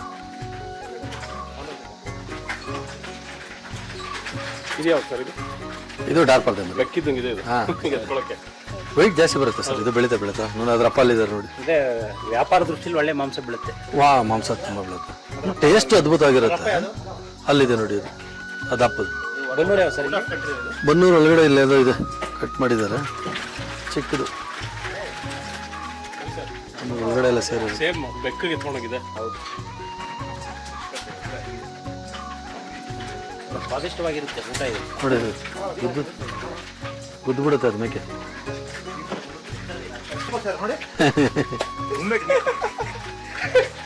ಅದು ಬಂಡೂರ್ದ ಡಾರ್ಪರ್ ಅದು ಅದು ಡಾರ್ಪರ್ ಡಾರ್ಪರ್ ಸುಮಾರಾಗಿದೆಯಲ್ಲ, ಮರಿ ಬೆಳೀತದೆ. ಮೇವು ಬಿಸಿ ಜಾಸ್ತಿ ಇದೆ. ಪೂಜೆ ಮಾಡೋದು ಹಾಂ ಸುಬ್ಬಿ ಇದು KF ಜಿಪ್ಸಮ್ ಅಂತೇಳಿ, ಇದು ಅಲಂಕಾರಿಕ ಇದಕ್ಕೆ ಆಗುತ್ತೆ. ಫ್ಲವರ್ಸ್ ಒಳಗಡೆ ನೀವು ನೋಡಿರ್ಬೋದು, ಇವು ಒಳಗಡೆ ಇದ್ರ ಒಳಗಡೆ ರೋಸು ಬೊಕ್ಕೆಗಳಿಗೆ ಹಾಕ್ತಾರೆ, ಮತ್ತೆ ಸ್ಟೇಜ್ ಡೆಕೋರೇಷನ್ಗೆ ಹಾಕ್ತಾರೆ. ಇರುತ್ತೆ ಎಲ್ಲವೂ ಅಷ್ಟೇ, ರೋಸು ಅಷ್ಟೇ ಸರ್. ನಿಮಗೆ ಸಫಿಷಿಯೆಂಟ್ ನೀವು ಸಕ್ಕರೆ ಮತ್ತು ಉಪ್ಪು ಎರಡು ಮಿಕ್ಸ್ ಮಾಡಿ ನೀರು ಹಾಕಿ ಬಂಚಿಟ್ಬಿಟ್ರೆ ರೋಸು ನಮ್ಗೆ 14 ದಿವಸದವರೆಗೂ ಬಂದಿರೋದು ಇದೆ ನಿದರ್ಶನ. ಅಲ್ಲಿವರೆಗೂ ಬರುತ್ತೆ. ಇದೆಲ್ಲ ಡೆಕೋರೇಷನ್ಗೆ ಹಾಕ್ಬಿಟ್ರೆ ಆಚೆ ಬೈಲೆಲ್ಲ ಇದ್ರೆ ಸ್ಟೇಜಲ್ಲೆಲ್ಲ ಹಾಕಿದಾಗ 2-3 ದಿವಸ ಏನು ತೊಂದರೆ ಇಲ್ಲ. ಸನ್ಲೈಟ್ ಇಲ್ಲ, ಪಾಲಿ ಅದು ಶೀಟ್ ಹಾಕಿರ್ತೀವಿ GSM ಇದಾಗಿ. ಈಗ ಇದು ಆಗಿದೆ, ಕಟಾವ್ ಆಗಿದೆ. ಈಗ ಹೊಸ್ದಾಗಿ ಬರ್ತಾ ಇರೋದು ನೋಡಿ, ಈ ಥರ ಹೂವು ಬರುತ್ತೆ ಇದು ಡೆಕೋರೇಷನ್ಗೆ. ಆಲ್ರೆಡಿ ಕಟಾವ್ ಆಗಿದೆ, ಇನ್ನೊಂದು 2ನೇ ಬ್ಯಾಚ್ ಬರ್ತಾ ಇದೆ. ರೈತರ ಜೀವನ ಎಲ್ಲ ಲಾಟ್ರಿ ಸರ್. ಹೊಡೆದ್ರೆ ಲಾಟ್ರಿ ಇದು, ಇಲ್ಲ ಹೋದ್ರೆ ಕಟ್ ಮಾಡಿ ಆಚೆ ಬಿಸಾಕ್ಬೇಕು. ರೋಸು ಅಷ್ಟೇ, ಇದು ರೋಸ್ ತೋಟ ನೋಡಿ. ಇದು ಬಿಸಿಲು ಜಾಸ್ತಿ ಆದರೂ ಕಷ್ಟ. ನಾವು ಒಂದು ಮನೇಲಿ ಚಿಕ್ಕ ಮಕ್ಕಳನ್ನ ಯಾವ ರೀತಿ ಪೋಷಣೆ ಮಾಡಿ ಸಾಕ್ತೀವಿ, ಅದೇ ರೀತಿ ಇದನ್ನು ನೋಡ್ಕೋಬೇಕಾಗುತ್ತೆ. ಮದ್ದು ಇದಕ್ಕೆ ಜಾಸ್ತಿ ಮದ್ದು ಬೇಕಾಗುತ್ತೆ. ಪೆಸ್ಟಿಸೈಡ್ಸು, ಸ್ಟ್ರಿಪ್ಸು, ಮೈಟ್ಸು ಜಾಸ್ತಿ ಇರುತ್ತೆ ಬಿಸಿ ಜಾಸ್ತಿ ಇದ್ದರೆ. ಆಮೇಲೆ ಥಂಡಿ ಜಾಸ್ತಿ ಆದರೆ, ಮಳೆ ಮೋಡ ಕೌದ್ಕೊಂಡ್ರೆ ಡೌನಿ ಆಗುತ್ತೆ. ಬೂಸ್ಟು ಇದು ಬೂದಿ ರೋಗ ಅಂತ ಬರುತ್ತೆ. ಇದಕ್ಕೆ ಮದ್ದು ಹೊಡಿತಾ ಇರಬೇಕು, ಮತ್ತು ವಾಟರ್ ವಾಶ್ ಮಾಡ್ತಾ ಇರಬೇಕು. ಬದಿಗಳಿಗೆ ನಾವು ಅದಕ್ಕೆ ಗೊಬ್ಬರ ಕೊಡ್ತಾ ಇರಬೇಕು. 6 ತಿಂಗಳಿಗೊಮ್ಮೆ ಕೊಟ್ಟಿಗೆ ಗೊಬ್ಬರ ಕೊಡಬೇಕು. ಹಾಗೆ ಇದು ಸ್ಟೆಮ್ಮು ಎಷ್ಟು ಹೈಟ್ ಬರುತ್ತೆ ಇವೆಲ್ಲ ನೋಡಿ, ಎಕ್ಸ್ಪೋರ್ಟ್ ಕ್ವಾಲಿಟಿ. ಎಷ್ಟು ಸ್ಟೆಮ್ ಹೈಟ್ ಬರುತ್ತೆ ಅದು ಎಕ್ಸ್ಪೋರ್ಟ್ ಕ್ವಾಲಿಟಿ ಆಗುತ್ತೆ. ನಂಬರ್ 1 ಅಂತೇಳಿ. ಸಣ್ಣ ಸ್ಟೆಮ್ ಬಂದರೆ ಕ್ವಾಲಿಟಿ ಇರೋದು ನೋಡಿ. ಆಲ್ಮೋಸ್ಟ್ ಇದರಲ್ಲಿರೋದೆಲ್ಲ ಫಸ್ಟ್ ಕ್ವಾಲಿಟಿನೇ ಇದೆ. ಹೌದು. ಯಾವುದು? ಹೌದು. ಸ್ಟೆಮ್ ಅಂದರೆ ನಾವು ರೆಸ್ಟ್ ಕೊಡ್ತೀವಿ, ಮತ್ತೆ ಅದರಲ್ಲಿ ಲಾಕ್ ಬರುತ್ತೆ, ಮತ್ತೆ ಬೆಳೆಯುತ್ತೆ. ನೋಡಿ, ಈಗ ಕಟ್ ಮಾಡಿದ್ದೀವಿ ಇಲ್ಲಿ, ಈಗ ಕಟ್ ಮಾಡಿದ್ವಿ ನೋಡಿ. ಈ ಗಿಡದಲ್ಲಿ ಒಂದು ಕೊಂಬೆಯಲ್ಲಿ ಸುಮಾರು 4 ಇದು ಕಟ್ ಮಾಡಿದ್ದೀವಿ. ಈಗ ಅದ್ರ ಪಕ್ಕದಲ್ಲಿ ಬರ್ತದೆ, ಒಂದಾದ್ಮೇಲೆ ಒಂದು ಬರ್ತಾ ಇರುತ್ತೆ. ಕಟ್ ಮಾಡಿ ರೆಸ್ಟ್ ಕೊಡ್ತೀವಿ, ರೆಸ್ಟ್ ಆದಮೇಲೆ ಇನ್ನೊಂದು ಕೊಂಬಿಂದ ಬರುತ್ತೆ. ಒಂದೇ ಸಾರಿ ಎಲ್ಲದರಲ್ಲೂ ಬಿಡೋದಿಲ್ಲ. ಒಂದು ಗಿಡಕ್ಕೆ 3 ಹೂವು 4 ಹೂವು ಈ ರೀತಿ ಪ್ಲ್ಯಾನ್ ಮಾಡಿಬಿಡ್ತೀವಿ. ಅವಾಗ ಅದು ಸ್ಟೆಮ್ಮು ಹೈಟು ಕ್ವಾಲಿಟಿ ಮೇಂಟೈನ್ ಮಾಡ್ಬೇಕು ಸರ್. ಇದೆಲ್ಲ ಒಂದು ರೀತಿ ಇದಕ್ಕೆ ಸಪ್ರೇಟ್ ಮ್ಯಾನೇಜ್ಮೆಂಟ್ ಇದೆ. ನಮ್ಮ ಸೂಪರ್ವೈಸರ್ ಇರ್ತಾರೆ, ಅವ್ರು ಇದನ್ನ ಟೇಕ್ ಕೇರ್ ಅಪ್ ಮಾಡ್ತಾ ಇರ್ತಾರೆ. ಯಾವ ರೀತಿ ಡೈಲಿ ಬೆಳಗ್ಗೆ ಸಂಜೆ ತೋಟದಲ್ಲಿ ಒಂದು ರೌಂಡ್ ಹಾಕ್ಬೇಕಾಗ್ತಾ ಇರುತ್ತೆ. ಯಾವ ರೀತಿ ಡಿಸೀಸ್ ಇದೆ, ಗಿಡ ಯಾವ ರೀತಿ ಇದೆ, ಏನಾದರೂ ಡಿಸೀಸ್ ಅಟ್ಯಾಕ್ ಆಗಿದೆಯಾ, ಅಟ್ಯಾಕ್ ಆಗಿದ್ರೆ ಇಮಿಡಿಯೇಟು ನಮ್ಮ ಸ್ಟೋರ್ ರೂಮಲ್ಲಿ ನಮ್ಮ ಔಷಧಿಗಳು ಸ್ಟಾಕ್ ಇರುತ್ತೆ. ಇಮಿಡಿಯೇಟ್ ಮಾರನೇ ದಿವಸನೇ ಇದಕ್ಕೆ ಅಪ್ಲೈ ಮಾಡಬೇಕಾಗುತ್ತೆ. ಮತ್ತು ಆಚೆಗಡೆ ನಮ್ಮದು ಏನು ಇದಿದೆ ಇಳಿಸ್ಬೇಕಾಗುತ್ತೆ. ಶೇಡ್ ನೆಟ್ ಇದೆ, ಇಳಿಸ್ಬೇಕು, ಮೇಲೆ ಕೆತ್ತಬೇಕು. ಬಿಸಿಲು ಬಂದರೆ ಈ ಮೇಲೆ ಶೇಡ್ ನೆಟ್ ತೆಗಿ ಅಡ್ಡ ಹಾಕಬೇಕು. ತುಂಬ ಪೋಷಣೆ ಜಾಸ್ತಿ ಇದೆ ಇದಕ್ಕೆ ಕಂಪೇರ್ ಮಾಡಿದ್ರೆ ಜರ್ಬರ ತುಂಬ ಕಡಿಮೆ ಇದಾಗುತ್ತೆ, ರೇಟು ಕಮ್ಮಿ. ಜರ್ಬರದಲ್ಲಿ ನಮ್ಗೆ ಇಷ್ಟು ಕೆಲಸ ವರ್ಕರ್ ಸಿಗೋದಿಲ್ಲ. ಈಗ ವರ್ಕರ್ ಸಿಗೋದೇ ಕಷ್ಟ ಆಗ್ಬಿಟ್ಟಿದೆ ಸರ್. ರೈತರಿಗೆ ಈಗ ಮೈನ್ ಸಮಸ್ಯೆ ಕೂಲಿ ಕಾರ್ಮಿಕರು. ಎಲ್ಲ ಅಸ್ಸಾಮು, ಬಿಹಾರು ಆ ಕಡೆಯಿಂದ ಬರ್ತಾ ಇದ್ದಾರೆ. ಈಗ ಅವರು ನಿಲ್ಲೋದಿಲ್ಲ, ಒಂದು ನೈಟೇ ಖಾಲಿ ಆಗ್ಬಿಡ್ತಾರೆ. ನಾವು ಇದನ್ನು ಬಿಡೋ ಹೋಗಿಲ್ಲ, ಮನೆ ಮಂದಿ ಎಲ್ಲ ಕೆಲಸ ಮಾಡಬೇಕಾಗತ್ತೆ. ಭಾರಿ ಸಮಸ್ಯೆ ಈಗಂತೂ ಪ್ರೀಬೀಸ್ ಕೊಟ್ಮೇಲಂತೂ ಇದ್ದಿದ್ದು ಸಮಸ್ಯೆ ಆಗ್ಬಿಟ್ಟಿದೆ. ರೈತರಿಗೆ ಕೂಲಿ ಕಾರ್ಮಿಕರು ಸಿಗ್ತಾನೆ ಇಲ್ಲ. ಅದು ಕಾಸ್ಟ್ ವೈಸು ತುಂಬ ಹೆವಿ ಆಗ್ಬಿಟ್ಟಿದೆ. ನಮ್ಮ ಲೋಕಲಲ್ಲಿ ನಾವು ತೊಗೊಳಕ್ಕಾಗಲ್ಲ. 600-700 ರೂಪಾಯಿ ಕೊಟ್ಟು ಕೆಲಸಗಾರ ತೊಗೊಂಡು ನಾವು ರೈತರಿಗೆ ಏನು ದುಡಿಯೋಕ್ಕಾಗುತ್ತೆ? ಎಲ್ಲ ಸ್ಯಾಲ್ರಿ ಕೊಡೋಕ್ಕೆ ಸಾಕಾಗಲ್ಲ. ಹಾಗೆ ಆ ಕಡೆ ಅಸ್ಸಾಮು, ಬಿಹಾರು, UP ಈ ಕಡೆಯಿಂದ ಹೆಚ್ಚಿಗೆ ಬರ್ತಾರೆ. ಈಗ ಅಲ್ಲೂ ಇಂಪ್ರೂವ್ಮೆಂಟ್ ಆಗ್ತಾಯಿದೆ. ಲೇಬರ್ ಸಿಗೋದು ಕಷ್ಟ ಆಗ್ತದೆ. ಈಗ ಬರೋರು ಕಡಿಮೆ ಆಗ್ತಾಯಿದ್ದಾರೆ ಈ ಕಡೆಗೆ ಸೌತ್ಗೆ. ಅಲ್ಲೇ ತುಂಬ ಚೆನ್ನಾಗಿ ಡೆವಲಪ್ಮೆಂಟ್ ಆಗ್ತಾಯಿದೆ. ನಮಗೆ ಭಾರಿ ಸಮಸ್ಯೆ ಇದೆ ರೈತರಿಗೆ. ಫ್ಯೂಚರಲ್ಲೇ ರೈತರಿಗೆ ಯಾವ ರೀತಿ ಮಾಡೋದು ಅನ್ನೋದೇ ಒಂಥರ ದೊಡ್ಡ ಯಕ್ಷ ಪ್ರಶ್ನೆ ಆಗಿ ಕೂತಿದೆ ಈಗ.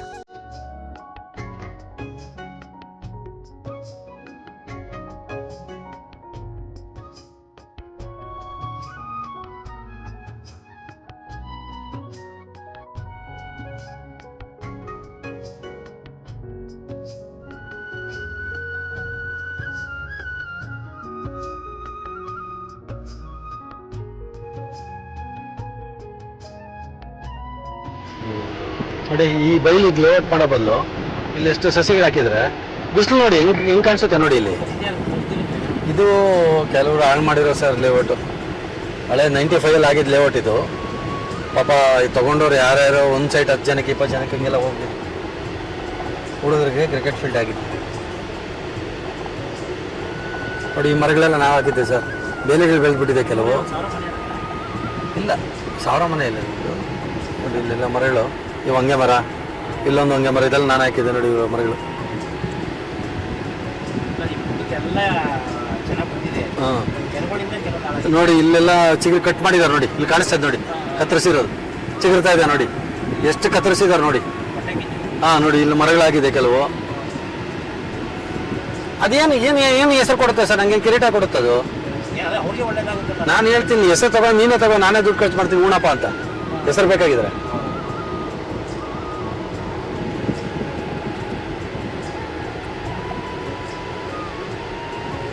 ನೋಡಿ ಈ ಯೆಲ್ಲೋ ಕಲರ್ ಹೂವು ಇದೆಯಲ್ಲ, 1 ನಂಬರಕ್ಕೆ ಅಂದರೆ ಇವೆ. 1 ಪ್ಲಸ್ ಅಂಬರ. 1 ಅಂದರೆ ಬಂಗಾರು, ಆಕಾಶ ಅಂತ. ಅಂಬರ ಅಂದರೆ ಆಕಾಶಕ್ಕೆ ಬಂಗಾರ ತೋರಿಸ್ತಾ ಇರೋದು ಅಂತ. ಆ ಹೂಗಳು ಬಂಗಾರ ಥರ ಇದೆ ಈ 1 ನಂಬರಕ್ಕೆ. ತಂಗಡಿ ಹೂವು ಅಂತಾರೆ ನೋಡಿ. ಇವು ಯೆಲ್ಲೋ ಕಲರ್ ಹೂವು ಬಂದಿದೆ ನೋಡಿ ಅಲ್ಲೆಲ್ಲ. ತುಂಬ ಅದ್ಭುತ. ಬೀಜ ಇದೆಯಲ್ಲ, ಬೀಜ ನೀವು ಲೈಟಾಗಿ ಬಾಣಲೆ ಮೇಲೆ ಹುರ್ಕೊಂಡು ಪೌಡ್ರ್ ಮಾಡಿ ಹಾಲಲ್ಲಿ ಮಿಕ್ಸ್ ಮಾಡಿದ್ರೆ ಬೋರ್ನ್ವಿಟಾಗಿಂತ ಒಳ್ಳೆ ಟೇಸ್ಟು. ಆ ಎಲೆನ ಟೀ ಮಾಡ್ಕೊಂಡು ಕುಡಿಬೋದು. ಶುಗರ್ಗೂ ಮದ್ದದು, ಶುಗರ್ ಡೌನ್ ಆಗುತ್ತೆ. ಅಷ್ಟು ಅದ್ಭುತವಾಗಿದೆ ಅದು. ಇಲ್ಲೊಂದು ಇದೆಯಲ್ಲ ಸರ್ ಈ ಎಲೆ, ಇದು ಹಾಲು ಕೊಡಸಿಗ ಅಂತ ಈ ಮರ. ಹಾಲು ಕೊಡಸಿಗ ಅಂತ ಇದು ನಮ್ಮ ಜಿ ಅವರು ವಿಡಿಯೋ ಎಲ್ಲ ಮಾಡಿದ್ದಾರೆ ಇದ್ರ ಬಗ್ಗೆ. ಇದು ನಿಮಗೆ ಜಾಂಡೀಸ್ಗೆ, ಹಲ್ಲುನೋವಿಗೆ, ಪೈಲ್ಸ್ಗೆ ಸೊ ರಾಮಬಾಣ. ಈ ಹಾಲು ಕೊಡಸಿಗ ಮರ ಅದು ಕಿತ್ತರೆ ಹಾಲು ಬರುತ್ತೆ. ಅವ್ರು ವಿಡಿಯೋ ಎಲ್ಲ ಮಾಡಿದ್ದಾರೆ. ಇವೆಲ್ಲ ಬಂಗಾರ ಸರ್ ಇವೆಲ್ಲ. ಆ್ಯಕ್ಚುಲಿ ಹಳೆ ಕಾಲದಲ್ಲಿ ಇದಕ್ಕೆ ಒಂದು ಪ್ರತೀತಿ ಇದೆ, ಇದು ಇರೋ ಜಾಗದಲ್ಲಿ ನಿಧಿ ಇರುತ್ತೆ ಅಂತ. ಅದಕ್ಕೆ 1 ನಂಬರ ಅಂತ ಕಿರೋದು ಈ ಬೀಜಗಳೆಲ್ಲ.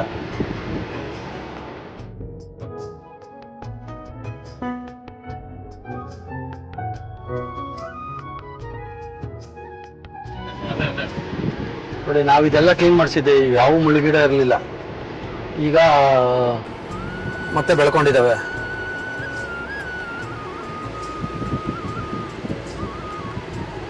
ಇದ್ರ ಕೆಳಗಡೆ ಗಿಡಗಳಿದಾವೆ ಸರ್. ಇದು ಬೇಗ ಬೆಳೆಯುತ್ತೆ, ಕೆಟ್ಟದ್ದು ಅದು ತುಳಿದು ಬಿಡುತ್ತೆ. ನೋಡಿ ಇಲ್ಲೊಂದು ಮರ ಆಗಿದೆ ನೇರಳೆದು. ಇದು ಲಾಸ್ಟ್ ಟೈಮ್ ಹಾಕಿದೆ. ಇದು ಮರ, ಇಲ್ಲೊಂದು ಮರ ಬೆಳೀತಾ ಇದೆಯಲ್ಲ, ಲಾಸ್ಟ್ ಟೈಮ್ ಹಾಕಿದೆ.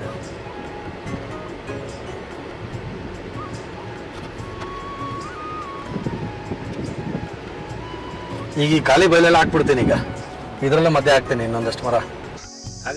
ಈಗ ಈ ರೋಡಲ್ಲಿ 250 ನೆಟ್ಟಿದ್ದೀನಿ, ಅಲ್ಲಿಂದ ಅಲ್ಲಿವರೆಗೂ 250 ಅಲ್ಲ 50 ಮರ ಆಗಿದೆ ಸಾಕು.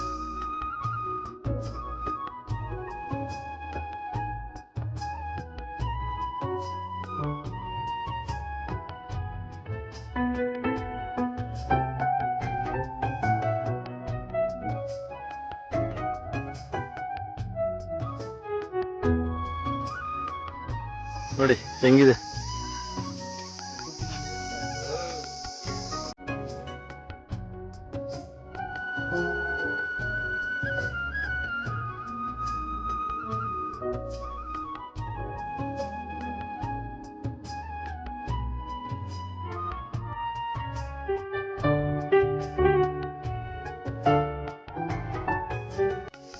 ಇದು ಸ್ವಲ್ಪ ಏನೋ ಜಾಗ ಬಿಟ್ಟಿದೆ, ಮದ್ದು ಹೊಡಿತಾ ಇರೋದು.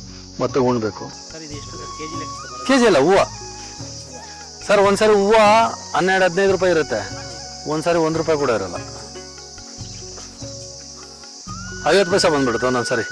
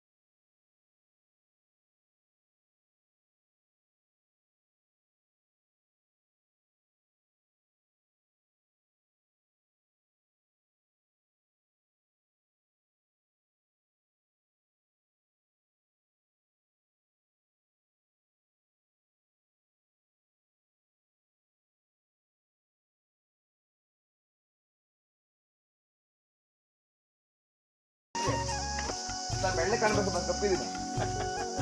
ಹಿಂಗೆ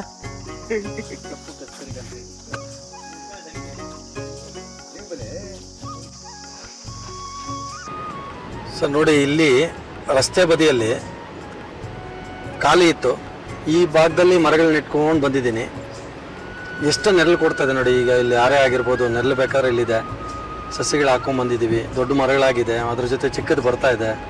ಹೊಂಗೆ ಇದೆ, ಗುಲ್ಮೋಹರ್ ಇದೆ, ನೇರಳೆ ಇದೆ, ಪನ್ನೀರ್ ಇದೆ. ಎಲ್ಲ ರೀತಿಯ ಮರಗಳು ನೆಟ್ಕೊಂಡು ಬಂದಿದ್ದೀವಿ.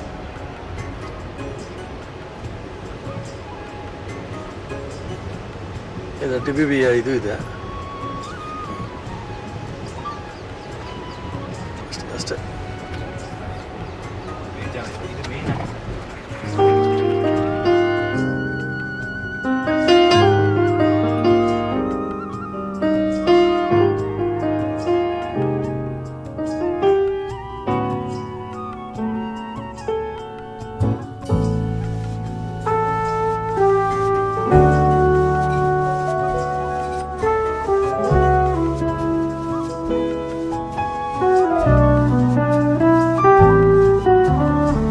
ಒಂದು ಜಾತ್ರೆ ಆಕ್ಚುಲಿ ಅದು ಒಳ್ಳೇದು. ಜಾತ್ರೆ ಅದೊಂದು ಕಾನ್ಸೆಪ್ಟ್ ಹೇಳ್ತೀನಿ ಕೇಳಿ. ಜಾತ್ರೆ ಅನ್ನೋ ಕಾನ್ಸೆಪ್ಟ್ ಮಾಡೋದು ಹಳೆ ಕಾಲದಲ್ಲಿ ಅದನ್ನ ಸಗಣಿ ಹಾಕಿ ಗೋಮೂತ್ರ ಹಾಕಿ ಇಡೀ ಊರ್ನ ಸಾರಿಸ್ತಾ ಇದ್ರು. ಈ ಅಮ್ಮ ಎಲ್ಲ ಬಂದ್ರೆ ನಮ್ ಬೇವಿನ ಸೊಪ್ಪು ಹಾಕ್ತಾರೆ ಗೊತ್ತಾ, ಆಂಟಿ ಫಂಗ್ ಮಾಡ್ತಾ ಇದ್ರು. ನೋಡಿ ಎಷ್ಟು ಅದ್ಭುತವಾಗಿ ಸೈನ್ಸ್ ಮಾಡಿದ್ದಾರೆ ನಮ್ಮಲ್ಲಿ. ತಿಳ್ಕೊಳ್ಳೋದು ಭಾಳ ಇದೆ. ಗ್ರಾಮ ದೇವ ಎಲ್ಲ ಆಂಟಿ ಫಂಗಲ್ ಆಂಟಿ ಬ್ಯಾಕ್ಟೀರಿಯಲ್ ಎರಡು ಆಗ್ತಾ ಇತ್ತು. ಊರ್ನ ಒಂದು ಪ್ರಜೆಗಳನ್ನ ರೈತರನ್ನ ಒಂದು ಸೇವ್ ಮಾಡ್ತಾಳೆ ಅಂತ ಒಂದು ನಂಬಿಕೆ. ಅಂದ್ರೆ ಅಲ್ಲಿ ಭಕ್ತಿ ಇಟ್ರು. ಊರಬ್ಬ ಅಂತೇಳಿ ಒಂದು ಭಕ್ತಿನ ಸೃಷ್ಟಿ ಮಾಡಿದ್ರು. ಆ ಭಕ್ತಿ ಮುಖಾಂತರ ಇಡೀ ಊರಾಗ ಮಣ್ ರೋಡ್ ಇರ್ತಾ ಇದ್ದು, ಟಾರ್ ಎಲ್ಲ ಇರ್ತಾ ಇರ್ಲಿಲ್ಲ. ಅದನ್ನ ಸಗಣಿ ಹಾಕಿ ಗಂಜಲ ಹಾಕಿ ಸಾರಿಸ್ತಾ ಇದ್ರು. ಆಂಟಿ ಬ್ಯಾಕ್ಟೀರಿಯಲ್ ಆಗ್ತಾ ಇತ್ತು.